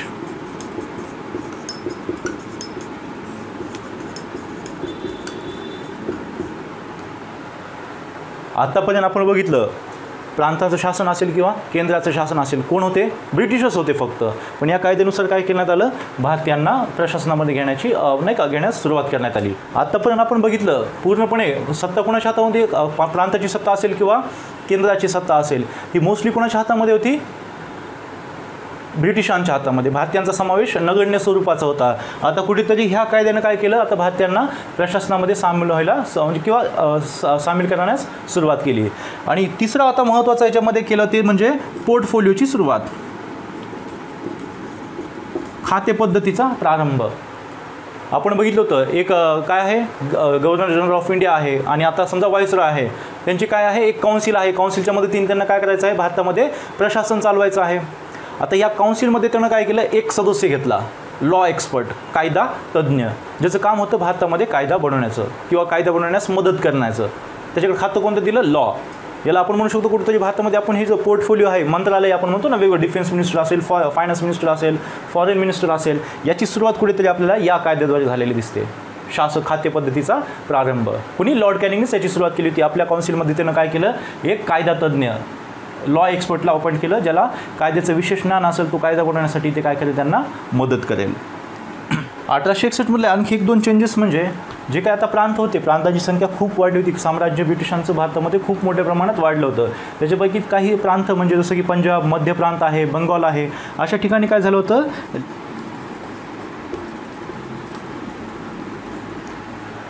आज आपण बघतो ना प्रत्येक राज्यामध्ये दिसतं की नाही आपल्याला विधानमंडळ, राज्याची विधानसभा आपण जसं म्हणतो ती आता इथे सुरू झाली होती. प्रत्येक राज्यामध्ये आतापर्यंत राज्यांचं, आता प्रांताचं शासन बघायला गेलं तर कसं असायचं, पूर्णपणे सत्ता गव्हर्नरच्या हातामध्ये होते. पण आता ह्या प्रांतांमध्ये कोणकोणत्या, पंजाब प्रांत आहे, वायव्य प्रांत आहे, बेंगॉल प्रांत आहे, इथे काय झालं होतं, आता गव्हर्नरला मदत करण्यासाठी एक लेजिस्लेचर, एक विधानसभा बनवण्यात आली होती. त्याच्या मदतीने गव्हर्नरला आता तिथे काम करायचं होतं. आणखी शेवटचा एक चेंजेस म्हणजे या कायद्याने व्हाईसरॉय, आता गव्हर्नर जनरल ऑफ इंडिया ह्या पदाची जागा कोणी घेतली होती, व्हाईसरॉयनं. तो विशिष्ट प्रसंगी ऑर्डिनन्स काढू शकत होता. ऑर्डिनन्स आज पण आपण बघितलं आहे, रिसेंटच आता ऑर्डिनन्स कोणतं काढलं होतं, राष्ट्रपती रामनाथ कोविंद यांनी पोस्को अमेंडमेंट ॲक्ट, त्याला अमेंड करण्यासाठी ऑर्डिनन्स काढले की नाही. आर्टिकल 1, 2, 3 123च्या अधीन राष्ट्रपतींना हा अधिकार मिळालेला आहे की ते जेव्हा संसद सत्रामध्ये नसेल, सत्र म्हणजे आपण बघतो ना मान्सून सेशन असेल, विंटर सेशन असेल, बजेट सेशन असेल, पण आता सेशन चालू नाही आणि कायदा आत्ताच बनवायचा आहे, आजच बनवायचा आहे, महत्त्वाचं आहे. अशा वेळेस काय करतं, प्राईम मिनिस्टर आणि काउन्सिल ऑफ मिनिस्टर हे एक पत्र घेऊन कोणाकडे जातात, राष्ट्रपतींकडे, आणि त्यांना सांगतात की असा असा कायदा बनवणं महत्त्वाचं आहे. अशा वेळेस राष्ट्रपती एक डिक्लरेशन काढतात, म्हणजेच घोषणापत्र, त्याला आपण ऑर्डिनन्स म्हणतो, एक पत्र जारी करतात. या ऑर्डिनन्सला सुद्धा कायद्यासारखाच महत्त्व असतं. जोपर्यंत नवीन सत्र चालू होत नाही आणि 6 हप्त्याच्या आत त्याला मान्यता मिळत नाही, कुणाची, लोकसभा आणि राज्यसभेची. मान्यता मिळाली तर ऑर्डिनन्स रूपांतर कायद्यात होतं, मान्यता मिळाली नाही तर ऑर्डिनन्स लॅप्स होऊन जातो, नष्ट होऊन जातो. ठीक आहे. तर ह्या कायद्यानं काय केलं, व्हाईसरॉयला विशिष्ट प्रसंगी ऑर्डिनन्स काढण्याचा अधिकार देण्यात आला. ऑर्डिनन्स म्हणजे आता त्याला कायदा बनायचा असेल सडनली तर काउन्सिलचं ओपिनियन घ्या, त्यांचं मत घ्या, असं काय गरज आहे का, तो डायरेक्टली तो लॉ बनवू शकत होता. आता 1892चा ॲक्ट, दुसरा काउन्सिल कायदा, हा सुद्धा खूप महत्त्वाचा कायदा ठरतो. खूप महत्त्वाचे चेंजेस या ॲक्टनं आपल्या भारतीय प्रशासनामध्ये केलेले आहेत. त्याच्याचपैकी महत्त्वाचा असा म्हणजे भारतीयांची संख्या वाढवली गेली. भारतीयांची संख्या काय केली, वाढवली. परंतु मेजॉरिटी कुणाची राहिली आतापर्यंत, मेजॉरिटी ही मात्र ब्रिटिशांचीच होती. 10 सदस्य आहेत समजा, एक्झाम्पल घ्यायचं, 10 सदस्य, त्याच्यापैकी आपले 2 होते, 2 4 केले, परंतु 6 सदस्य ऑलरेडी कुणाचे आहेत, ब्रिटिशांचे, म्हणजे मेजॉरिटी कुणाची, ब्रिटिशांची. आपली फक्त संख्या या कायद्याने वाढवली. सेकंड म्हणजे ही संख्या म्हणजे दोन्ही प्रांत आणि केंद्राच्या दोन्ही कायदेमंडळामध्ये वाढवलेली होती. दुसरा महत्त्वाचा बदल म्हणजे जे कायदेमंडळ होतं, कायदेमंडळ कुणाला मदत करण्यासाठी, व्हाईसरॉयला आणि त्याच्या काउन्सिलला कामामध्ये मदत करण्यासाठी जे काय कायदेमंडळ होतं त्याला बजेटवरती चर्चा करण्याचा अधिकार, बजेटवर काय चर्चा, डिस्कशन करण्याचा अधिकार देण्यात आला. वोटिंग वगैरे नाही होणार, वोटिंगचा अधिकार त्यांना दिला नाही, पण कुठेतरी आपण म्हणतो ना बजेटवरती चर्चा करण्याचा अधिकार मिळाला. आणि ह्याला खूप महत्त्व दिलं जातं. आता बजेटवर चर्चा करण्याचा अधिकार मिळणं म्हणजे काय, बजेटमध्ये काय असायचं, जेवढं काय रिसिप्ट येतात, जेवढं काय सरकारला रेव्हेन्यू येतो, पैसा सरकारकडे जेवढा येतो आणि जेवढा काही खर्च करायचा आहे, अशा वेळेस चर्चा होणार. म्हणजे काय, भारतीय लोकांची संख्या वाढलेली म्हणजे भारतीय लोक तिथं आहेत. आता भारतीय लोक कुठेतरी इंटरफेअर करणार की नाही आपल्या भारताच्या चांगल्या प्रशासनाकरिता, हा ॲग्रिकल्चरला असे पैसे दिले पाहिजे, एवढा रेव्हेन्यू त्याच्यातून येतोय, भारतीय उद्योगधंद्यांना कसं प्रोटेक्ट केलं पाहिजे, कसा पैसा पुरवला पाहिजे. आणि तिसरा आणि महत्त्वाचा एक चेंजेस जो की विसरू नका कधीही, भारतामध्ये झालेली निवडणुकीची सुरुवात, निवडणूक पद्धतीची सुरुवात. या कायद्यामध्ये तुम्हाला असं सांगितलं आहे मी, 1861 मध्ये प्रांतामध्ये काय झाल्या होत्या, आपापले स्टेट लेजिस्लेचर इस्टॅब्लिश व्हायला स्टार्ट झाले होते. त्याच्यामध्ये जे काही मेंबर्स येणार होते त्याच्यामध्ये फर्स्ट टाईम भारतामध्ये काय निवडणूक पद्धती अवलंबली होती. म्हणजे कुठेतरी आजची निवडणूक पद्धती आणि ही निवडणूक पद्धतीमध्ये खूप फरक आहे. इव्हन 1919 1935 ॲक्टपर्यंत सर्वसामान्यांना मतदानाचा अधिकार मिळालेला नव्हता. जे विशिष्ट लोक आहेत, राजे महाराजे लोक असतील, धनाढ्य लोक असतील, जमीनदार वर्ग असेल, अशा काही लोकांनाच तोपर्यंत मतदानाचे अधिकार मिळालेले होते. ओके, इथे तर खूपच कमी, त्याच्यापेक्षाही खूप कमी प्रमाणात अधिकार होते लोकांकडे. म्हणजे आपण म्हणू शकत नाही की आजच्या निवडणुकीची त्याची तुलना कधी होऊ शकत नाही, पण कुठेतरी आपण म्हणतो ना की भारतीय निवडून पाठवते, ही मोठी गोष्ट होती. ना लास्ट 1909चा भारत परिषद कायदा जो खूप महत्त्वाचा आहे. आपण आता ह्या ॲक्टमध्ये काय बघितलं होतं, भारतीयांना प्रशासनात घ्यायला सुरुवात झाली, भारतीयांची संख्या वाढवली गेली. आता इथे मात्र भारतीयांची प्रामुख्यता, या कायद्याने भारतामध्ये खूप महत्त्वाचे असे बदल केले. सगळ्यात महत्त्वाचा बदल म्हणजे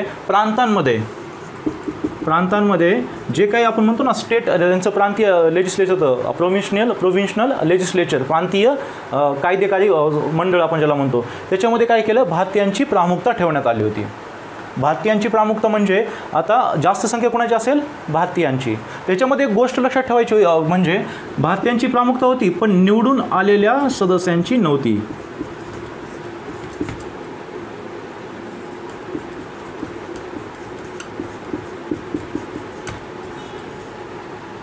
निवडून आलेले म्हणजे लोकांनी निवडून दिलेले असेल. आता माझे काय सांगितलं ना, काही लोकांकडे मतदानाचा अधिकार होता, त्यांच्याकडून निवडून आलेले सदस्य मात्र किती होते, कमी होते, त्यांची मेजॉरिटी नव्हती.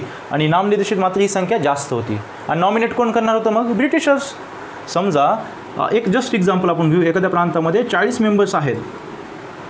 पूर्वी काय होतं, 30 सदस्य ब्रिटिश असतील आणि 10 सदस्य आपले असतील, म्हणजे मेजॉरिटी कोणाची, ब्रिटिशांची. तर आपण म्हणू की आता आपले 30 सदस्य आहेत तिथे आणि 10 ब्रिटिशांचे, इंडियन्स, ब्रिटिशर्स. तर मेजॉरिटी कोणाची झाली, भारतीयांची. पण या 30 पैकी 20 सदस्य हे काय होते, नॉमिनेट. नॉमिनेट बाय ब्रिटिशर्स किंवा ब्रिटिश धार्जिन लोकांकडून नॉमिनेट झालेले आणि फक्त 10 सदस्य काय होते निवडून आलेले. म्हणजेच 1909च्या ॲक्टने भारतामध्ये प्रांतांमध्ये जे काही प्रोव्हिन्शनल लेजिस्लेचर होतं भारतीयांची सदस्य संख्या वाढवली, प्रामुख्याने आणली, मेजॉरिटी आणली, परंतु त्याच्यामध्ये निवडून आलेले सदस्य कमी होते, नॉमिनेटेड जास्त होते. आणि प्रांताची कंडिशन होती केंद्रामध्ये मात्र मेजॉरिटी कोणाची होती आणखी ब्रिटिशांची. तिथं इतक्या लोक कशाला भारतीयांना मेजॉरिटी देतील. ओके, केंद्रामध्ये मात्र ब्रिटिशांची मेजॉरिटी होती, प्रांतांमध्ये आपली मेजॉरिटी. या कायद्याचा आणखी एक बदल म्हणजे भारतामध्ये आपण आज जे काय बघतोय जे काही फूट पडलेले आहे समाजामध्ये त्याची कुठेतरी सुरुवात गांधीजींनी या कायद्याला उद्देशून एक वाक्य म्हणले होते, धिस लॉ डिस्ट्रॉय अस. या कायद्याने आम्हाला बर्बाद केलं. कोणत्या? 1909च्या काउन्सिल ॲक्टनं. या कायद्याचं दुसरं नाव म्हणजे मार्ले मिंटो ॲक्ट. मॉर्ले हा भारत सचिव होता तर मिंटो इथला व्हाईसरॉय होता. आणि या कायद्याने काय केलं, मुस्लिमांसाठी स्वतंत्र मतदारसंघ देण्यात आलं. आत्तापर्यंत आपण बघितलं की भारतामध्ये आपण किती कॉन्फ्लिक्ट असो का असो गुण्यागोविंदानं राहत होतो. ब्रिटिशांनं सर्वप्रथम आपल्या इतिहासाचं जेव्हा आपण म्हणतो ना डिव्हिजन केलं, आपण ॲन्शियंट, मिडिवल आणि मॉडर्न जो इतिहास बघतो त्याला ब्रिटिशांनी असं नाव दिलं होतं, हिंदू संस्कृती म्हणजे प्राचीन इतिहास, मध्ययुगीन भारत म्हणजे मुस्लिमांचा इतिहास आणि आत्ताचा म्हणजे ब्रिटिशांचा इतिहास. म्हणजे धर्मावर आधारित किंवा वंशावर आधारित इतिहासाची विभागणी ब्रिटिशांनी केली.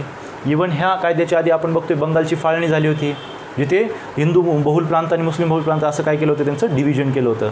म्हणजे कुठेतरी ब्रिटिशांची फोडा आणि राज्य करा, डिवाइड अँड रूलची पॉलिसी एकदम प्रॉमिनंट प्लेसवरती होती, एकदम उच्च याच्यावरती होतं, म्हणतो त्याला कार्यरत होती. आणि त्याचाच एक भाग म्हणून त्यांनी काय केलं, आता मुस्लिमांना सेपरेट मतदारसंघ दिले.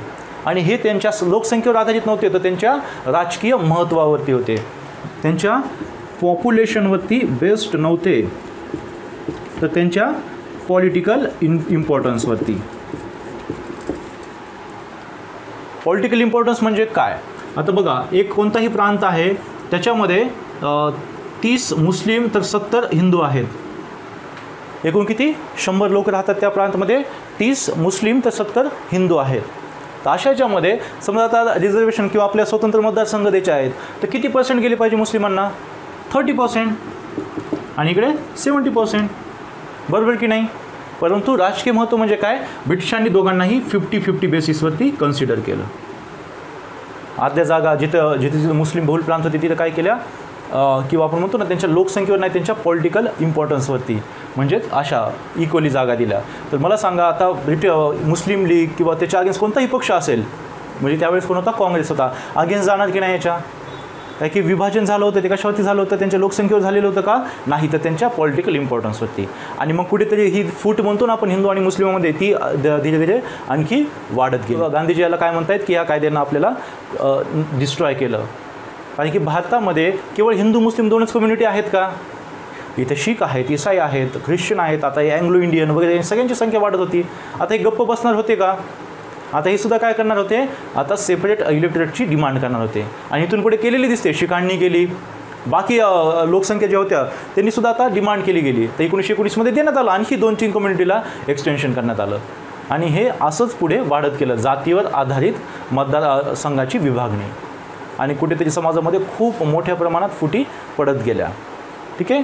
आणि त्याच्यामुळंच याला असं गांधीजींनी असं नाव दिलं होतं. बघितलं. आता आपल्याला 1919चा आणि 1935चा भारत सरकार कायदा बनवायचा आहे. या सर्व कायद्यांपेक्षा हे 2 कायदे खूप जास्त इम्पॉर्टंट आहेत. आपल्या आत्ताच्या प्रशासनावर ॲक्च्युअल प्रभाव टाकणारे, खूप जास्त प्रमाणात प्रभाव टाकणारे हे कायदे आहेत. त्याच्यामुळे तेवढंच महत्त्वपूर्ण इथे आपल्याला त्याला समजून घ्यायचं आहे. सर्वप्रथम 1919चा भारत सरकार कायदा.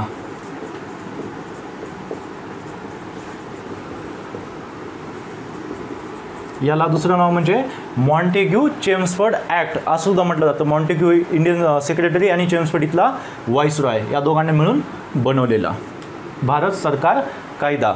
आता या कायद्याचं सर्वात महत्त्वाचं आणि सर्वात आपण म्हणतो ना प्रभावकारी कार्य म्हणजे प्रथमतः इंग्रजांनी डिक्लेअर केलं की भारतामध्ये रिस्पॉन्सिबल गव्हर्नमेंट द्यायचं आहे. रिस्पॉन्सिबल आणि रिस्पॉन्सिव्ह दोन्हीमध्ये फरक आहे. रिस्पॉन्स म्हणजे आपण एखादी डिमांड करतोय, एखादी सिच्युएशन घडते त्याला काय करतं, रिस्पॉन्स देते, म्हणजे काही ना काही त्याच्यावरती ॲक्शन घेतली जाते. रिस्पॉन्सिबल म्हणजे स्वतः काहीतरी करत आहे, रिस्पॉन्सिबल राहून, जबाबदारी राहून. म्हणजे आधी कसं असायचं, भारतीय डिमांड करायचे, भारतीय सिच्युएशन डिमांड करायची, त्याला आन्सर कोण देत होते, ब्रिटिशर्स देत होते. आणि त्यांनी काय सांगितलं, आता भारतामध्ये जबाबदारीचं शासन द्यायचं आहे, म्हणजे भारतीयांचं शासन. भारतीय काय करत असतील ते त्या शासनाला स्वतः जबाबदार असतील. याचाच अर्थ काय, ज्याची सुरुवात आता भारतीय नाही का ह्या सिस्टममध्ये भारतीयांना जी घ्यायची सुरुवात झाली होती, हळूहळू त्यांची संख्याही वाढवली होती, त्यांना आता कुठेतरी ॲक्च्युअल पॉवर्स द्यायच्या होत्या. ॲक्च्युअल पॉवर्स म्हणजे एक गोष्ट लक्षात राहू द्या, ब्रिटिशांनी अशा खूप साऱ्या घोषणा केल्या आहेत, खूप सारे डिक्लेरेशन केले, परंतु त्याच्यामागे एकच उद्देश होता, सत्ता स्वतःच्या हातात ठेवायची आणि तिचं पुरेपूर भारतीयांचं एक्सप्लॉयटेशन करायचं आणि स्वतःचा फायदा करायचा. म्हणजे ह्या घोषणा फक्त फेक होत्या. तुम्हाला कळेल कशा प्रकारे. आता रिस्पॉन्सिबल गव्हर्नमेंट आणायचं आहे, त्यांनी 2 सूची बनवल्या, एक म्हणजे केंद्र सूची आणि दुसरी म्हणजे राज्य सूची, प्रांतीय सूची. त्यावेळेस त्याला नाव होतं प्रांतीय सूची, प्रोव्हिन्शनल लिस्ट. आज आपण आपल्या भारतीय संविधानामध्ये किंवा आपल्या ह्या पॉलिटिकल सिस्टममध्ये बघतो 3 सूची आहेत, सेंट्रल लिस्ट, स्टेट लिस्ट आणि कॉन्करंट लिस्ट. केंद्र सूची, राज्य सूची आणि समवर्ती सूची. तर या सूचींची सुरुवात इथे झाली. केंद्र सूची आणि राज्य सूचीमध्ये काय केले, विषय विभागले गेले. ट्रान्सपोर्टेशन, डिफेन्स, फॉरेन रिलेशन वगैरे केंद्राकडे होते, तर शेती, वॉटर वगैरे जे काय आहे स्थानिक स्वराज्य संस्था हे राज्यांकडे किंवा प्रांतांकडे देण्यात आले. हे विभाजन झालं आणि ह्या प्रांतीय सूचीला आणखी 2 भागात विभागलं गेलं. एक म्हणजे ट्रान्सफर सब्जेक्ट आणि दुसरं म्हणजे रिझर्व, राखीव, सोपीव विषय व राखीव विषय. प्रांतामध्ये आपण आतापर्यंत शासन बघितलं की आधी फक्त गव्हर्नर होता आणि हळूहळू आता त्याच्यामध्ये तिला कोण आलं होतं, एक स्टेट लेजिस्लेचर किंवा एक प्रोव्हिन्शनल लेजिस्लेचर, प्रांतीय कायदेमंडळ आलं होतं की नाही. म्हणजे हे दोघं एकमेकांच्या मदतीने काय करणार होतं, कायदे बनवणार होते. आता हे जे प्रांतातले विषय होते ते काय केले होते, सोपीव आणि राखीव असे विभागले होते. ट्रान्सफर म्हणजे एकाकडून दुसरीकडे ट्रान्सफर होणे. म्हणजे हे विषय असे होते जे गव्हर्नरनं कुणाकडे दिले होते, भारतीयांकडे, स्टेट लेजिस्लेचरकडे, इंडियन्सकडे दिले होते, भारतीयांकडे. आणि काय विषय हा सेल्फ स्वतःकडे त्यांनी काय केले होते, राखीव ठेवले होते गव्हर्नरना. म्हणजे आता राज्यांमधल्या मंत्रालय कुणाकडे, खाते कुणाकडे होते, भारतीयांकडे. समजा एखादा ॲग्रिकल्चर मिनिस्टर आहे भारतातला, अरे यार आपला मिनिस्टर, म्हणजे भारतीयाचं कुठेतरी आपण म्हणतो कॉन्फिडन्स वाढतो, किंवा आपल्यावर जे शासन चालवलं जाते ते भारतीयांद्वारे चालवलं जात आहे, असं कुठेतरी त्याचं काय रिफ्लेक्शन समाजावरती पडत होतं. परंतु आता बघा, भारतीय जर एखादा मिनिस्टर, ॲग्रिकल्चर मिनिस्टर असेल, शेती त्याच्याकडे असेल खातं, आणि गव्हर्नर मग स्वतःकडे काय ठेवत असायचा, पाणीशिवाय शेती होईल का, मग याला आपण ॲक्च्युअल सत्ता म्हणू शकतो का. ही ब्रिटिशांची अशी दुहेरी खेळी असायची. मग शेतीचं जे काही नुकसान होईल, एखादा भारतीय शिवाय द्यायचं झालं तर कुणाला देईल, अरे अरे तो आपलाच मिनिस्टर बसलेला आहे तिथे. म्हणजे भारतीयांचा जो राग आहे, जो काही आपण म्हणतो ना प्रक्षोभ आहे त्यांचा, तर कुणावरती निघेल, भारतीयांवरती. आणि जो 1857चा उठाव झाला होता, जशी नाही का प्रखर आपण म्हणतो ना खूप मोठ्या प्रमाणात त्यांना संघर्षाला तोंड द्यावं लागलं होतं, ती सिच्युएशन कधी किंवा कमीत कमी येण्याचे चान्सेस असेल, हा त्याचा एक महत्त्वाचा उद्देश होता. प्रांतीय विषयांना 2 भागामध्ये विभागलं गेलं. राखीव विषय गव्हर्नर स्वतःकडे ठेवायचा आणि काय विषय भारतीयांकडे किंवा आपण जी काही स्टेट प्रोव्हिन्शियल लेजिस्लेचर असेल त्यांच्याकडे सोपवून द्यायचा. आता केंद्राचं शासन, ही झाली प्रांतातली दुहेरी शासन पद्धती. आला का नाही वापस शब्द जो आपण रॉबर्ट क्लाईव्हच्या वेळेस बघितला होता. देन रेग्युलेटिंग ॲक्टच्या नंतर कोणता ॲक्ट आला होता, Pitt's India act. Board of control आणि कोर्ट ऑफ डायरेक्टर्स झालेलं सत्तेचं कंपनीचं सत्तेचं विभाजन झालं होतं. व्यापारी अधिकार आणि राजकीय अधिकार हे त्यावेळेस दुहेरी शासन पद्धती. पुन्हा ही दुहेरी शासन पद्धती. आणि 1935मध्ये आपल्याला आणखी दुहेरी शासन पद्धती बघायची आहे, ज्याला इंग्लिशमध्ये आपण काय म्हणतो, ड्युअल गव्हर्नमेंट किंवा डायआर्की. यावेळेसच्या 2000 याच्या आधीची जी राज्यसेवा झाली त्याच्यामध्ये प्रथम पॉलिटीमधला हा क्वेश्चन होता. ओके, तर त्याच्यामुळे आपल्याला जास्तीत जास्त याच्यावरती नजर द्यायला पाहिजे, कारण की मुख्य परीक्षामध्येही भरपूर याच्यावरती क्वेश्चन येतात, UPSC MPSC असेल. नाव आता केंद्रामध्ये एक शासन पद्धती. आज आपण केंद्राची शासन पद्धती बघतो, तिथे ड्युअल हाऊस दिसतं की नाही आपल्याला, लोकसभा आणि राज्यसभा. आणि आतापर्यंत आपण इथे बघितलं तर काय होतं, एक्झिक्युटिव्ह आणि इकडे लेजिस्लेचर. आता या लेजिस्लेचरला त्यांनी 2 भागात विभागलं. आधी काय होतं, एकच लेजिस्लेचर असायचं किंवा एकच कायदेमंडळ असायचं. आज भारताचं आपण कायदेमंडळ बघतो तेव्हा 2 हाऊस आहेत की नाहीत, लोकसभा आणि राज्यसभा. आणि ह्या कायद्याने सुद्धा काय केलं, केंद्रामध्ये ड्युअल हाऊस सुरू केलं. आता ह्या ड्युअल हाऊस आणि हे ड्युअल गव्हर्नमेंट याच्यामध्ये जमलिंग करून नका घेऊ, दोन्हीमध्ये खूप फरक आहे. ड्युअल गव्हर्नमेंट म्हणजे शासन चालवलं जातं दोन पद्धतींनं आणि ड्युअल हाऊस हे काय याला फक्त फॅसिलिटेट केलेलं आहे. फॅसिलिटेट सुलभ करणं, शासनाला काय करणं, सुलभ करणं. सुलभ म्हणजे सोपं करणं. म्हणजे आधी तुम्ही फक्त एका हॉलमध्ये बसायचे, आता मी काय म्हणलं, जे राज्यांकडून आलेले आहेत ते एका हॉलमध्ये बसा, जे सेंट्रलचे आहेत ते एका हॉलमध्ये बसा. झालं, सिंपल. कायदा दोघांना एक काम एकच करायचं, कायदे बनवण्याचं. फक्त तुम्हाला काय केलं मी त्याचं विभाजन केलं.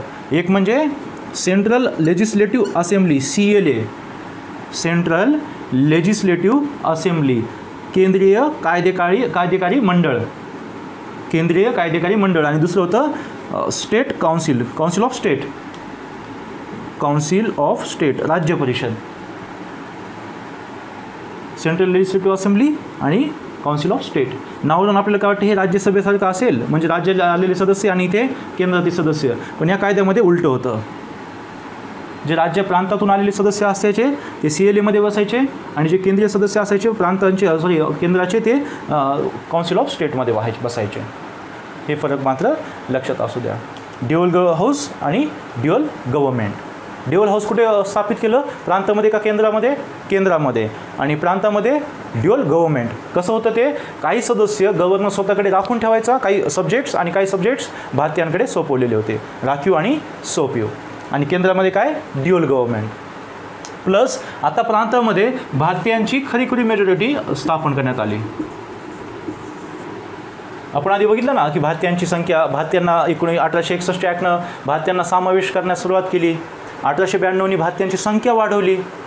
1909नं काय केलं, भारतीयांची मेजॉरिटी ठेवली, पण त्याच्यामध्ये इलेक्टेड नव्हते, नॉमिनेटेड मेंबर्स जास्त होते. या कायद्यामध्ये आता काय झालं, भारताचे सदस्य आणि इलेक्टेड मेंबर्सची मेजॉरिटी आता ठेवण्यात आली होती. म्हणजे भारतीय सदस्य जास्त असतील आणि त्याच्यातले जास्त सदस्य कसे असतील, निवडून आलेले असतील. हे सर्व चेंजेस त्यानं काय केले आपल्या भारतीय शासन पद्धतीत. सूची तयार झाली, 2 सूची, आज आपण बघतो 3 सूच्या आहेत. ड्युअल हाऊस जे आपण आपलं तर खूप बेसिक कॅरेक्टरिस्टिक आहे आजच्या पॉलिटिकल सिस्टमचं, त्याचं सुरुवात आपल्याला इथं झालेली दिसते. पुन्हा सूचीचं जे काही डिस्ट्रीब्युशन आहे ते सुद्धा आपल्याला, म्हणजे सत्तेचं विभाजन, राज्यामध्ये किती केंद्रामध्ये किती, ते झालेलं दिसतं. प्लस आता केंद्रापासून राज्याचा जो काही बजेट आहे तो वेगळा करण्यात आला होता. आधी केंद्र सरकार राज्यामध्ये किती पैसा खर्च करायचा आहे, कसं बजेट असणार, कोणत्या गोष्टीला किती खर्च करायचा हे सगळं ठरवायचं. आता काय केलं होतं, केंद्रापासून प्रांतांचं, राज्य मी जेव्हा म्हणतो तेव्हा तुमच्या डोक्यात काय आलं पाहिजे, प्रांत. राज्यापासून प्रांतांचं बजेट हे स्वतंत्र करण्यात आलं. म्हणजे आता राज्य स्वतःचा खर्च कसा करायचा आहे नाही का, जे काही रिसिप्ट्स असतील आणि जे काही त्यांचे एक्सपेंडिचर असतील त्याच्यानुसार ते प्लॅन करू शकत होते. एक आपण म्हणतो ना डिसेंट्रलायझेशनच्या प्रक्रियेकडे आणखी एक मोठं पाऊल या कायद्यानुसार पडलं गेलं. आता प्रशासकीय बदल या कायद्याची आणखी बघताना आपल्याला आणखी 1-2 गोष्टी असते. म्हणजे भारतीयांना आणखी एक मोठं स्थान देण्यात आलं. आता केंद्रामध्ये शासन कोण चालवायचं, व्हाईसरॉय प्रमुख असायचा, त्याची काउन्सिल असायची. आणि दुसरीकडे आता काय होतं, 2 हाऊसेस, CLA आणि COS, सेंट्रल लेजिस्लेटिव्ह असेंब्ली आणि काउन्सिल ऑफ स्टेट. आता हे तर झालं कायदेमंडळ. पण व्हाईसरॉयची जी स्वतःची काउन्सिल होती, व्हाईसरॉयची स्वतःची जी काउन्सिल होती त्याच्यामध्ये काय जे सदस्य असायचे, त्याच्यामध्ये आता असं 6 सदस्य, मे बी 6 ते 8 सदस्य होते. त्याच्यामध्ये 3 सदस्य आता भारतीय असणार हे फिक्स केलं गेलं. म्हणजे कायदेमंडळात आपल्याला स्थान मिळालं होतं, आता स्थान कुठे मिळालं आपल्याला, व्हाईसरॉयच्या एक्झिक्युटिव्ह काउन्सिलमध्ये, कार्यकारी परिषदेमध्ये किमान 3 भारतीय असेल हे फिक्स केलं गेलं. आता ही झाली भारतीय शासन पद्धती. आता आपण बघितलं तर लंडनमध्ये काय होते की सेक्रेटरी ऑफ इंडियाची पोस्ट होती का नाही, जी कोणत्या काय ॲक्टनुसार स्थापित झाली होती, 1858च्या भारत सरकार कायद्यानुसार. जेव्हा 1857चा उठाव झाला होता, ईस्ट इंडिया कंपनीला संपवलं होतं, तेव्हा ती पोस्ट आली होती की नाही. ओके, आता तो जो सेक्रेटरी होता त्या सेक्रेटरीचा जो काही खर्च असेल लाखोंमध्ये, त्यावेळेस तो खर्च लाखोंमध्ये होता, म्हणजे खूप मोठी ह्यूज अमाऊंट होती ती. तो सगळा खर्च भारतीयांमार्फत भागवला जायचा. मंत्री कोणाचा आहे तो, ब्रिटिश पार्लमेंटचा. आणि त्याचा खर्च कोण भागवत होतं, भारतीय. म्हणजे कुठेतरी आपल्याला अन्याय होत होता की नाही. आणि सुरुवातीपासून मावळ नेते असतील, पुढे जहाल असतील, हे डिमांड करत होते काय, की यांची सॅलरी जी काय असेल, त्यांचा खर्च असेल तो ब्रिटिशांनीच भागवायला हवा, कारण की तो ब्रिटिश मिनिस्टर आहे. नाव या कायद्यानुसार ते मान्य करण्यात आलं की हा जो काही सेक्रेटरी आहे ना इंडियन सेक्रेटरी, त्याचा आम्ही खर्च देऊ. पण त्याच्या जागी त्यांनी काय केलं, आणखी एक ऑफिस निर्माण केलं, ज्याला म्हणतो आपण हाय कमिशनर ऑफ इंडिया, भारतीय उच्च आयुक्त.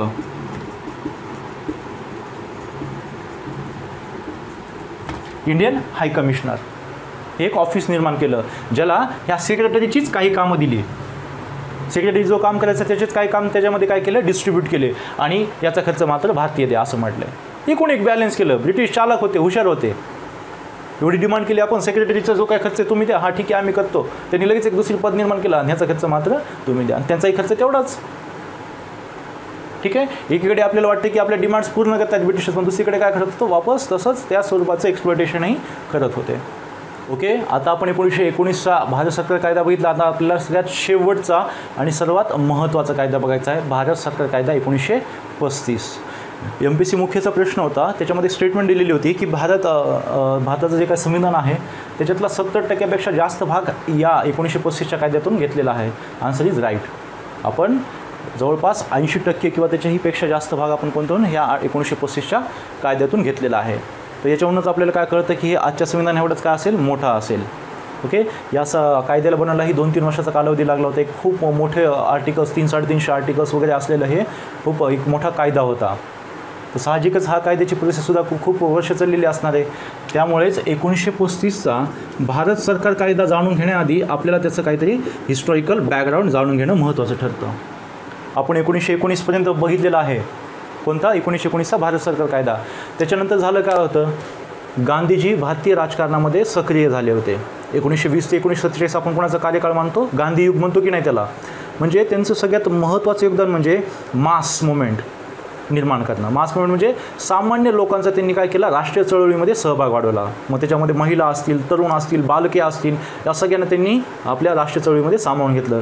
कारण की त्यांची पद्धती जर आपण बघायला गेलं तर का असायची, हिंसा न करणं, अहिंसाच्या तत्वानं फॉलो करणं, उपवास करणं. म्हणजे एक आपण म्हणतो ना की कोणीही भारतीय महिला असेल, पुरुष असेल, याला करू शकत होते. आणि त्याच्यामुळे खूप मोठ्या प्रमाणात गांधीजींना सपोर्ट मिळाला. त्याच्या 1919च्या काळामध्ये आपण बघतो जालियनवाला बाग हत्याकांड झाला होता, खिलाफत मुवमेंट सुरू झाली होती.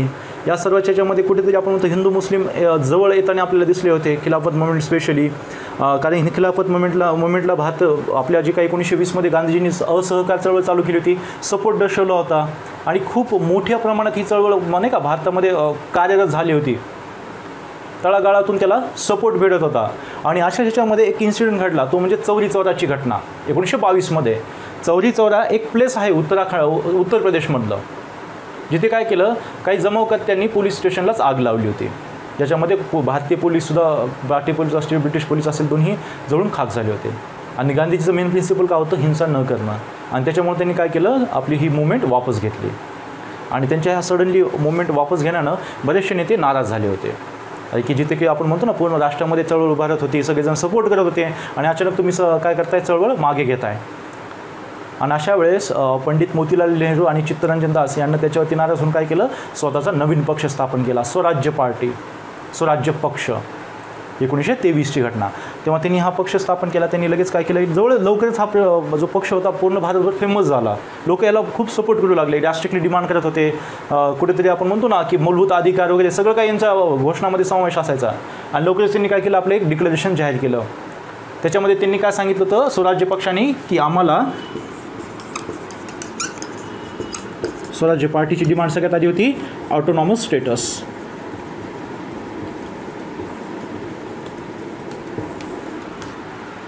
ॲटोनॉमस स्टेटस म्हणजे स्वायत्त दर्जा. स्वायत्त दर्जा म्हणजे शासन करण्यामध्ये आपल्याला मुभा आहे, आपण आपल्या पद्धतीने शासन करू शकतो, पण कुणाच्या तरी वर्चस्वाखाली. कंप्लीट फ्रीडम म्हणजे काय, कुणाचंही वर्चस्व नाही, आपण आपलं शासन व्यवस्थितपणे सार्वभौमपणे करू शकतो. आणि याचा अर्थ काय होतो की शासन करायचं आहे, पण कुणाच्या तरी आधिपत्याखाली राहून करायचं आहे. कुणाच्या आधिपत्याखाली राहून करणार आहेत, ब्रिटिशांच्या. मग स्वराज्य पार्टीची तुम्हाला त्या स्टेटमेंट वगैरे आली की स्वराज्य पार्टीने कंप्लीट फ्रीडमची डिमांड केली होती, तर काय असेल चूक. त्यांनी कशी डिमांड केली होती, ॲटोनॉमस स्टेटस. परंतु ज्या डिक्लेरेशनचं महत्त्वाचं म्हणजे त्याच्यामध्ये फंडामेंटल राईट्सचाही उल्लेख त्यांनी केलेला होता की भारतीयांना असे मूलभूत अधिकार मिळाले पाहिजे होते. जे काही आपल्या डिमांड्स होते आतापर्यंत नाही का, जे काही आपण म्हणतो जहालवाद्यांनी वगैरे पुरस्कृत केल्या होत्या, भारतीयांचे बऱ्याचशा याच्यामध्ये सहभाग असणं, राजकीय निर्णय क्षमतेमध्ये, तसेच भारतीय शिक्षण पद्धतींना, भारतीय जे काही आपण म्हणतो ना स्वशासन पद्धतीकडे आपल्याला घेऊन जाईल, त्या सगळ्यांच्या डिमांड त्यांना आपल्या या घोषणापत्रात केलेल्या होत्या. स्वराज्य पक्षानंतर एक कमिशन आलं होतं, ज्याचं सगळं नाव तुम्हाला सगळ्यांना माहितीच असेल, सायमन कमिशन. ओके. त्याच्याबद्दल एक गोष्ट लक्षात ठेवा, जेव्हा 1919चा ॲक्ट बनला होता त्याच्यामध्येच एक प्रोव्हिजन होती की 1919चा भारत सरकार कायदा हा किती यशस्वी होतो हे पडताळण्यासाठी आम्ही काय करू, एक कमिशन नेमू. आणि त्याच पद्धतीने काय केलं होतं मग 1927ला भारतामध्ये कोण आला होता? Simon commission. आता सायमन कमिशन जेव्हा आलं असेल तर मी इतिहासामध्ये वाचलं असेल, गो बॅक सायमन नावाच्या घोषणा दिल्या जात होत्या. म्हणजे सायमन कमिशनवर बहिष्कार टाकला होता आणि त्याचं कारण म्हणजे सायमन कमिशनमध्ये एकही भारतीय नव्हता, सगळे ब्रिटिशर्स गोरे लोक होते. त्याच्यामुळे त्यांनी काय केलं, त्याच्यावरती बहिष्कार टाकला सायमन कमिशन. तरी सायमन काय गेलं नाही, चिपकू होता. 3 वर्ष त्यानं इथं स्टडी केला पूर्ण भारताचा, कारण की त्याला काय करायचं होतं, 1919 ॲक्ट कसा यशस्वी झाला आहे की नाही हे पडताळायचं होतं. प्लस येणाऱ्या वर्षांमध्ये भारतीयांना कसं प्रशासन द्यायचं आहे त्याचासुद्धा अहवाल द्यायचा होता. तर त्यानं 3 वर्ष स्टडी केला. 1930मध्ये त्याने आपला अहवाल ब्रिटिश सरकारकडे दिला, ज्याच्यामध्ये त्यांनी सांगितलं होतं की जातीवर आधारित आपण जे काही मतदारसंघ देतोय, कारण की 1909ने काय केलं होतं, मुस्लिमांसाठी सेपरेट इलेक्टोरेट, तेच वाढवून 1919मध्ये मग शिखांनासुद्धा देण्यात आलं, ख्रिश्चन लोकांना देण्यात आलं, अँग्लो इंडियनसुद्धा देण्यात आलं. जसं मी तुम्हाला सांगितलं होतं की मुस्लिमांना दिल्यानंतर एकच कम्युनिटी आहे का, हिंदू मुस्लिम 2च कम्युनिटी आहेत काय, ते खूप साऱ्या कम्युनिटीज आहेत आणि ते अशा डिमांड करणार. 19नं दिले, 9नं काय दिलं, मतदारसंघ द्यायला चालू केलं. 19नं त्याला वाढवलं आणि त्यांनी काय सांगितलं, हे जातीवर आधारित जे मतदारसंघ आपण देतोय ती खूप उत्कृष्ट स्कीम आहे, चांगली स्कीम आहे, त्याला वाढवत राहा, म्हणजे अशीच भारतामध्ये फूट पडत राहील आणि असंच आपलं राज्य करणं सोपं होत राहील.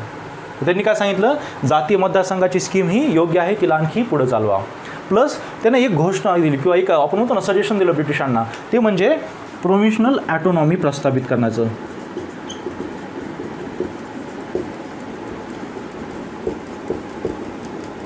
प्रोव्हिन्शनल ॲटोनॉमी, प्रांतीय स्वायत्तता.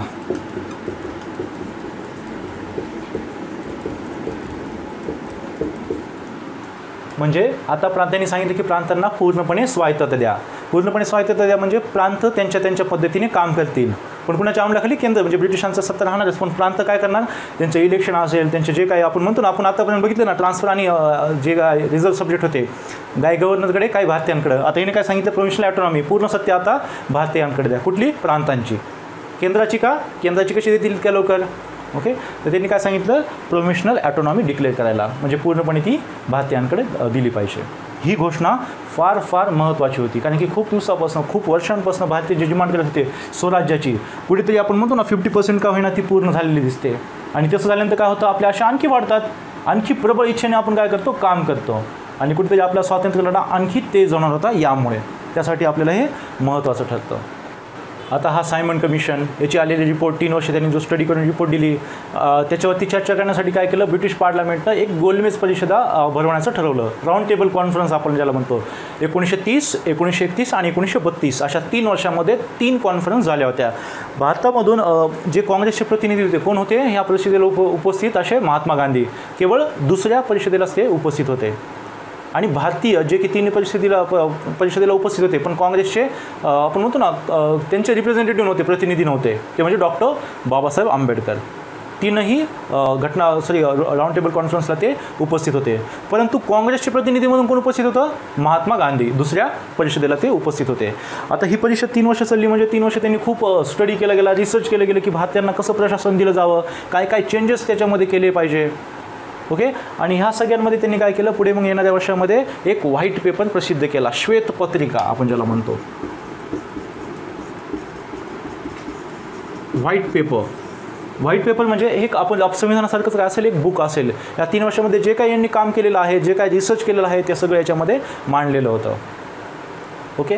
पण 1932मध्ये प्राईम मिनिस्टर रॅमसे मॅकडोनाल्ड यांनी आपला जातीय निवाडा, कम्युनल अवॉर्ड, हा एक शब्द विसरू नका, इथे 1932मध्ये श्वेतपत्रिकाच्या आधी कम्युनल अवॉर्ड, जातीय निवाडा. याच्यामध्ये काय केलं, जे आतापर्यंत आपण जातीवर आधारित मतदारसंघ देत होतो ना, मुस्लिमांसाठी, हिंदूंसाठी, ख्रिश्चनांसाठी, अँग्लो इंडियनसाठी, यांना तर आता दिलंच, पण ते वाढवून आता काय केलं होतं, शेड्यूल्ड कास्टसाठी. ब्रिटिशांनी आतापर्यंत आपण बघितलं की जातीमध्ये फूट पाडल्या होत्या, आता नाही का, धर्मामध्ये फूट पाडल्या होत्या, आता जातींमध्येही फूट पाडायला सुरुवात केली होती.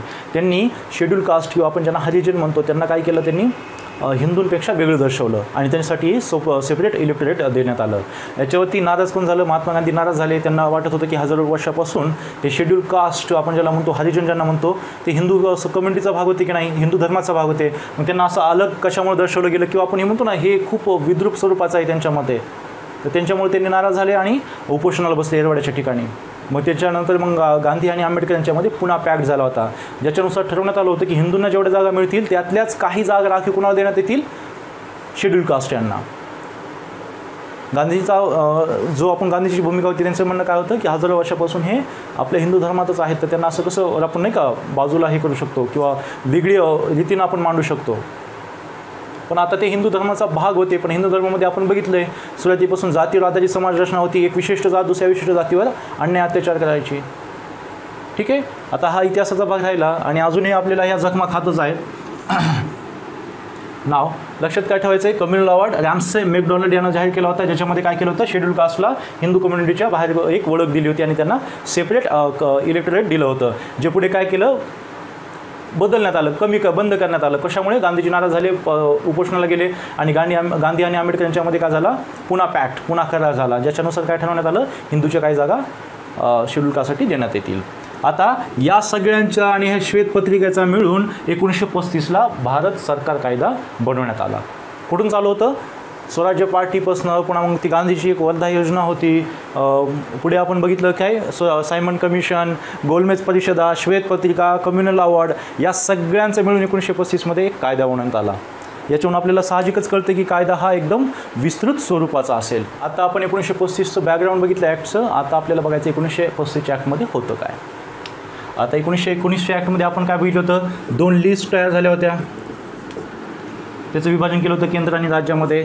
1935च्या ॲक्टमध्ये मात्र आता 3ही सूची निर्माण केलेल्या होत्या, सेंट्रल लिस्ट, प्रॉव्हिन्शनल लिस्ट आणि कॉन्करंट लिस्ट. 3 ह्याच्यामध्ये त्याचं विभाजन केलं होतं, केंद्र सूची, प्रांतीय सूची आणि समवर्ती सूची. आता 1919मध्ये आपण जे बघितलं होतं, ड्युअल गव्हर्नमेंट कुठं लावलं होतं, प्रांतांमध्ये, आणि ड्युअल हाऊस केंद्रामध्ये. आता इथे त्याच्यामध्ये बदल केले गेलेले दिसतात. सायमन कमिशनने सांगितलं होतं काय, प्रांतीय स्वायत्तता, म्हणजे प्रांताचं पूर्ण पाऊस कोणाकडे द्यायच्या, भारतीयांकडे द्यायच्या. तर सर्वप्रथम काय केलं, प्रांतांमधलं, प्रोव्हिन्समधलं ड्युअल गव्हर्नमेंट आता काढून टाकण्यात आलं. प्रांतामध्ये ड्युअल गव्हर्नमेंट ठेवलं का, नाही, आणि तिथे काय केलं, प्रोव्हिन्शनल ॲटोनॉमी.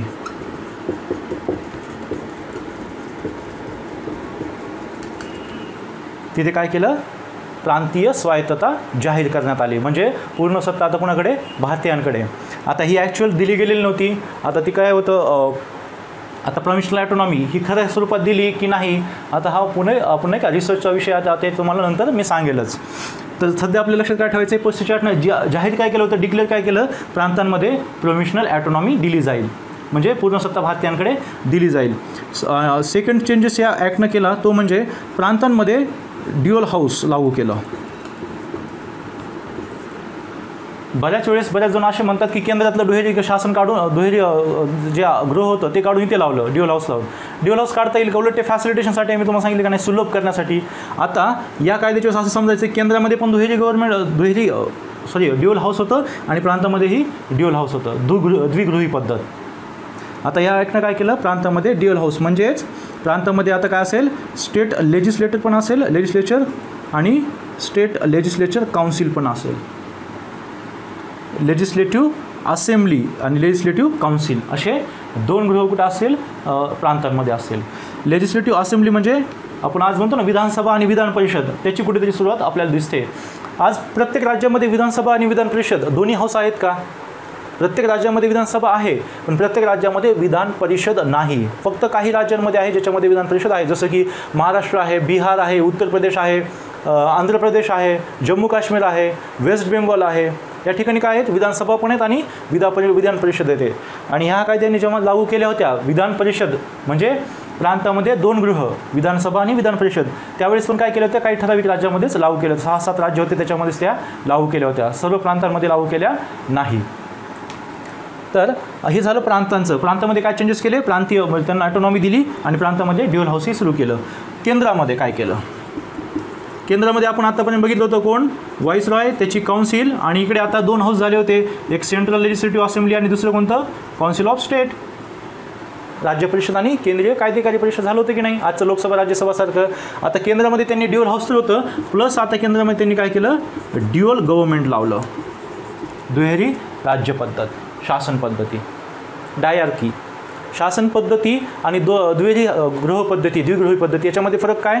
शासन पद्धती 2 पद्धतीने शासन करणं, द्विगृह म्हणजे फक्त सुलभ करण्यासाठी, प्रशासनाला सोपा करण्यासाठी केलेला प्रयत्न आहे. तो तर आधीच केला होता का 1919 मध्ये, जो इथे कधी लागू केला प्रांतामध्ये 1935ला. ओके, पण आता 1935 इथं आणखी काय लागू केलं? ड्युअल गव्हर्नमेंट पण लागू केलं. ओके, आणि इथं होतं का ते ड्युअल गव्हर्नमेंट त्यावेळेस 1935च्या वेळेस तेव्हा काढून टाकलं. तिथे काय केलं? पूर्ण सत्ता देण्यात आली. दुहेरी शासन पद्धती म्हणजे गव्हर्नर्सकडे काही आणि भारतीयांकडे काही. आता ते बंद केलं ना, पूर्णपणे कोणाकडे दिलं? भारतीयांकडे दिलं. आणि इथे आता मात्र सगळे विषय महत्त्वाचे कोणाकडे होते? व्हायसरॉयकडे होते. सर्व विषय कोणाकडे होते? व्हायसरॉयकडे. आता त्यातले काही विषय भारतीयांकडे देण्यात आले. म्हणजे काही खूप व्हेरी इम्पॉर्टंट विषय जे असतील ते कोणाकडे असेल? व्हायसरॉयकडे. आणि लेस इम्पॉर्टंट जे असतील ते कोणाकडे असतील? भारतीयांकडे. असं 2 पद्धतीनं शासन सुरू केलं गेलं. पण विषयांचं विभाजन बघा, इथे राखीव आणि सोपीव असं विभाजन होतं. काही विषय स्वतःकडे, काही विषय भारतीयांकडे. आणि जे विषय असायचे ते कसे असायचे? एकमेकांवर आधारभूत असायचे, अवलंबिलेले. जसं मी सांगितलं ना, शेती समजा त्यानं भारतीयांकडे स्वतःकडे पाणी ठेवणार, पाण्याशिवाय शेती शक्य आहे का? नाही. इथे तसं नव्हतं. इथे काय होतं? Important and less important. Important म्हणजे काय? डिफेन्स, ट्रान्सपोर्टेशन, फॉरेन रिलेशन महत्त्वाचे का नाही? परराष्ट्र खातं, संरक्षण मंत्रालय, हे सगळे विषय कोणाकडे? स्वतःकडं. आणि मग भारतीयांकडे गाडी त्याच्या कमी जे काय महत्त्वाचे असतील ते सगळे भारतीयांकडे सोपवले होते. तर हे चेंजेस केंद्र आणि प्रांतामध्ये या कायद्याने केलेले दिसतात. प्लस आता बाकी चेंजेस. आजचं आपलं सुप्रीम कोर्ट स्थापन होण्याच्या आधी एक आणखी आपल्या भारतामध्ये कोर्ट होतं. सुप्रीम कोर्टप्रमाणेच ते कोर्ट होतं. त्याला आपण म्हणतो federal court of India, FCI. आजच्या सुप्रीम कोर्टप्रमाणे त्याचंही काम होतं. पण ते त्यावेळेचं सुप्रीम कोर्ट नव्हतं. त्या कोर्टाच्या अगेन्स्ट आपण ब्रिटिश पार्लमेंटच्या प्रिव्ही काउन्सिलमध्ये अप्लाय करू शकत होतो. आताच्या सुप्रीम कोर्टाच्या अगेन्स्ट आपण कुठेच अप्लाय करू शकत नाही. ते सगळ्यात सर्व सुप्रीम आहे. फक्त हा फरक त्या दोन्ही ह्याच्यामध्ये होतात. तर या कायद्यानुसार त्यावेळेस FCI फेडरल कोर्ट ऑफ इंडियाची स्थापना करण्यात आली. आपली जी रिझर्व्ह बँक ऑफ इंडिया आहे त्याचा 1934चा ॲक्ट होता जो होता तोही आपण काय म्हणतो? याच ॲक्टमध्ये नंतर आपण म्हणतो ना, ॲक्टनुसार आणखी त्याला प्रोत्साहित करण्यात आलं होतं. तर RBIची स्थापना म्हणा, आपल्या फेडरल कोर्टची स्थापना म्हणा, आणि आज आपण बघतो UPSC आणि राज्यांचे जे पब्लिक सर्व्हिस कमिशन आहेत त्यावेळेस UPSCला फेडरल कमिशन ऑफ इंडिया म्हटलं जायचं. त्याची स्थापनासुद्धा या कायद्यानुसार करण्यात आली. पुढे त्याचं नाव युनियन पब्लिक सर्व्हिस कमिशन असं केलेलं दिसतं. तर केंद्र लोकसेवा आयोग आपल्या राज्यांचे लोकसेवा आयोग, 2-3 राज्यांचे मिळून संयुक्त लोकसेवा आयोग, या सगळ्यांची स्थापना आपल्याला या कायद्याद्वारे झालेली दिसते. म्हणजे आजचं आपलं जे भारतीय प्रशासन आहे त्यातला खूप मोठ्या आपण म्हणतो ना हिस्सा या ॲक्टनं आपल्याला प्रोव्हाइड केलेला आहे 1935च्या ॲक्टनं. आता 1935च्या कायद्यानंतरची सिच्युएशन. 1935ला जसं मी तुम्हाला सांगितलं प्रांतीय स्वायत्तता डिक्लेअर केली होती. सर्व सत्ता कोणाकडे असणार? भारतीयांकडे, प्रांतांची. तर जेव्हा 1935चा कायदा झाला, 1937मध्ये काय झालं? एक इलेक्शन झालं, जनरल इलेक्शन आपण ज्याला म्हणतो. त्याच्यामध्ये भारतामध्ये जवळपास सर्व जागा जिंकण्याचं काम म्हणजे काय मेजॉरिटी काँग्रेसने जागाची एक मोठा चंक काँग्रेसनं जिंकला. परंतु सरकार बनवण्यास काय केलं? त्यांनी नकार दिला. कारण की या कायद्यामध्ये सांगितलं होतं प्रोव्हिन्शनल ॲटॉनॉमी आहे, म्हणजे पूर्ण सत्ता आता भारतीयांना देण्यात येईल. पण त्याच्यामध्ये 3 प्रोव्हिजन आणखी होत्या. हा जो गव्हर्नर आहे तो म्हणजे जी काय काउन्सिल आहे, जे काय स्टेट लेजिस्लेचर आहे त्यांच्या मदतीने कार्य करेल. याच्यावरून आपल्याला वाटते की भारतीयांकडे सत्ता पॉवर असेल, कारण की त्याला भारतीयांच्या मदतीने काम करायचं होतं. पण त्याच्यामध्ये आणखी दुसरी प्रोव्हिजन म्हणजे जर त्याला काउन्सिलचा किंवा स्टेट लेजिस्लेचरचा डिसिजन मान्य नसेल तर तो सेल्फ डिसिजन घेऊ शकत होता. आणि आणखी प्रोव्हिजन त्याच्यामध्ये या सगळ्यांचे डिसिजन तो नाकारू शकून स्वतःचे डिसिजन त्यांच्यावर लादू शकत होता. अशा 3 प्रोव्हिजन्स त्याच्यामध्ये होत्या. कोणकोणत्या? एकतर त्याला या मंत्रिमंडळाच्या मदतीने काम करायचे, म्हणजे भारतीयांच्या मदतीने काम करायचं आहे. सेकंड प्रोव्हिजन म्हणजे तो त्यांचे डिसिजन नाकारू शकत होता. आणि तिसरं डिसिजन म्हणजे स्वतःचे डिसिजन त्यांच्यावर लादू शकत होता. त्याला आपण प्रांतीय स्वायत्तता म्हणू का? Obviously not. फक्त दिखावा आहे की नाही की यांच्या मदतीने काम करायचं. पण बाकी 2 प्रोव्हिजन काय सांगतायत? तो स्वतःची डिसिजन घेऊ शकतो. म्हणजेच आणखी आपल्याला जी पाहिजे ती प्रांतीय स्वायत्तता मिळाली नव्हती. आणि म्हणून 1937मध्ये काँग्रेसनं मोस्टली जागा जिंकूनसुद्धा सरकार बनवण्यामध्ये काय केलं? नकार दिला. सरकार बनवले नाही. आणि त्यावेळेसचा जो व्हाईसरॉय होता लॉर्ड लिनलिथगो, त्यानं आश्वासन दिलं कुणाला? काँग्रेसला, की बाबा हा गव्हर्नर तुमच्या कामामध्ये टांग अडवणार नाही, इंटरफेअर करणार नाही, तुम्ही सरकार बनवा. मग काँग्रेसनं 1937मध्ये सरकार बनवले. 1937मध्ये काँग्रेसनं सरकार बनवले आणि 1939मध्ये वापस सगळे सरकार पाडून टाकले 2 वर्षामध्ये. त्याचं कारण म्हणजे 1939मध्ये दुसरं महायुद्ध सुरू झालं होतं. आता पहिल्या महायुद्धाच्या वेळेस काय झालं होतं? भारतीय काँग्रेस जी होतं ती ब्रिटिशांना साथ दिली होती त्यानं. त्यावेळेस जे काँग्रेस आपण म्हणू ना की आपण जर ब्रिटिशांना साथ दिली तर त्यांच्या नाही का आपल्या त्याच्या मोबदल्यात आपल्याला काहीतरी मोठं आश्वासन, एक मोठं काहीतरी आपल्याला मिळवता येईल ब्रिटिशांकडनं, त्याच्यामुळे आपण पहिल्या महायुद्धाच्या वेळेस त्यांना सपोर्ट केला होता. पण आता सेकंड महायुद्धाच्या वेळेस बघायला गेलं तर भारतीय स्वातंत्र्य लढा मोठ्या प्रमाणामध्ये आपण म्हणतो ना एकवटलेला होता. आपल्याला आपलं स्वातंत्र्य निश्चित दिसत होतं. खूप मोठा मास मुवमेंट बनलेलं होतं आपली राष्ट्रीय चळवळ, आणि ब्रिटिशांची परिस्थिती आपल्याला कळत आपल्याला स्वातंत्र्य मिळेल अशी कुठेतरी आपल्याला आशा होती. तर अशा याच्यामध्ये सेकंड वर्ल्ड वॉरमध्ये भारतीय काँग्रेसनं ब्रिटिशांसोबत नाही का सामील होण्यास नकार दिला होता. का? कारण की जर बघा त्यावेळेसचा भारत जरी आपण बघितला तरी खूप मोठी लोकसंख्या, खूप अवाढव्य प्रदेश, भूप्रदेश आपण म्हणतो, कितीतरी ब्रिटन याच्यामध्ये बसतील. आणि अशा वेळेस आपण सेकंड वर्ल्ड वॉरमध्ये डिक्लेअर करतो की यार भारत तुमच्याकडनं आहे. तर अशा वेळेस काय होईल, जपान वगैरे भारतासुद्धा आक्रमण करतील की नाही, भारत स्वतः एक बॅटल ग्राउंड बनून जाईल. आणि अशा वेळेच्यामध्ये जिथे की 200-300 वर्षापासून आपलं ऑलरेडी एक्सप्लॉयटेशन होत आहे, इतकी खराब हालत आपली आहे, दुष्काळ पडत आहेत, आणि अशा याच्यामध्ये जर आपण सेकंड वर्ल्ड वॉरचा पार्ट झालो, किती जीवितहानी, किती मालहानी होईल, किती भयंकर स्वरूपाची परिस्थिती भारतावर निर्माण होईल. आणि अशा ह्याच्यामध्ये मग भारतीयांमध्ये आपण म्हणतो ना भीतीची लाट पसरली गेली. अरे ब्रिटिशांनी काय केले, भारतीयांना विश्वासात न घेताच इंटरनॅशनल लेवलला काय सांगून टाकलं, भारत आमच्याकडनं आहे. आणि त्याचं मग साईड इफेक्ट म्हणजे काय, तर भारत एक बॅटल ग्राउंड बनण्याच्या दिशेने होता. आणि त्याच्यानंतर मग आपण चालू केली होती चले जाओ मुवमेंट, क्विट इंडिया मुवमेंट. मग आता ती दडपून टाकण्यासाठी आणि भारतांना पुढचं शासन कसं करायचं काय यासाठी मग ब्रिटिशांनी काय केलं होतं, क्रिप्स मिशन स्टॅफर्ड क्रिप्स यांच्या अध्यक्षतेखाली एक मिशन भारतामध्ये पाठवलं होतं. मग त्याच्यानंतर कॅबिनेट मिशन, ज्याच्यामध्ये 3 सदस्य होते. त्रिमंत्री योजना आपण ज्याला म्हणतो, कॅबिनेट मिशनचंच नाव आहे त्रिमंत्री योजना, ज्याच्यामध्ये कोण कोण, हा जो Cripps, Stafford Cripps, Pethick Lawrence आणि एव्ही अलेक्झांडर या तिघांचा समावेश होता. क्रिप्स मिशननं आणि या कॅबिनेट मिशननेही काय केलं होतं, पाकिस्तानची मागणी फेटाळली होती. त्याच्यामुळे मुस्लिम लीग खूप नाराज होती, तिने बहिष्कार टाकलेला होता. आणि ऑगस्टमध्ये जेव्हा ही कॅबिनेट मिशन आलं होतं, त्यांनी जेव्हा पाकिस्तानच्या मागणीला फेटाळलं, तेव्हा ऑगस्टमध्ये त्यांनी काय केलं, एक सरळ कृती दिवस पाळण्याचं ठरवलं. हिंदू मुस्लिम खूप मोठ्या प्रमाणात त्याच्यानुसार दंगे झाले. जिथं मुस्लिम बहुल प्रांत असतील तिथं काय होईल, हिंदू लोकांची कत्तली होऊ लागल्या. मग त्याचा वाईस वर्सा काय होईल, जिथं हिंदू लोकसंख्या जास्त तिथं मुस्लिमांच्या कत्तली होतील. तर ह्या काय झाल्या, भारतामध्ये खूप मोठ्या प्रमाणात दंगली पेटल्या गेल्या. मग 1946 नंतर या दंगलींना कुठेतरी स्टॉप करण्यासाठी, या हिंसेला कुठेतरी स्टॉप करण्यासाठी भारतीय त्यावेळेसच्या राष्ट्रीय नेत्यांनी काय केलं, पाकिस्तानच्या मागणीला मान्यता दिली. क्वेश्चन आला तुम्हाला की कॅबिनेट मिशनने मान्यता दिली होती का, तर नाही, कॅबिनेट मिशननं ती फेटाळली होती. मग त्यांना आपल्या राष्ट्रीय नेत्यांनी जेव्हा मान्यता दिली, मग शेवटी लॉर्ड माउंटबॅटन यांना भारतामध्ये पाठवण्यात आलं आणि त्यांनी एक भारताच्या आखणीचा किंवा आपण म्हणतो ना पार्टिशनचा प्लान आखला आणि भारत व पाकिस्तान याच्यामध्ये फाळणी करण्यात आली. ठीक आहे. आता हे होतं आपल्या संविधानाचं ऐतिहासिक पार्श्वभूमी. आता यानंतर आपल्याला पाहायचं आहे आपल्या संविधानाची निर्मिती कशी झाली, कोणकोणत्या बाहेरच्या संविधानाचा आपण त्यासाठी ॲज अ रिसोर्स म्हणून यूज केला आहे, आणि देन आपलं संविधान आपण स्टार्ट करूया.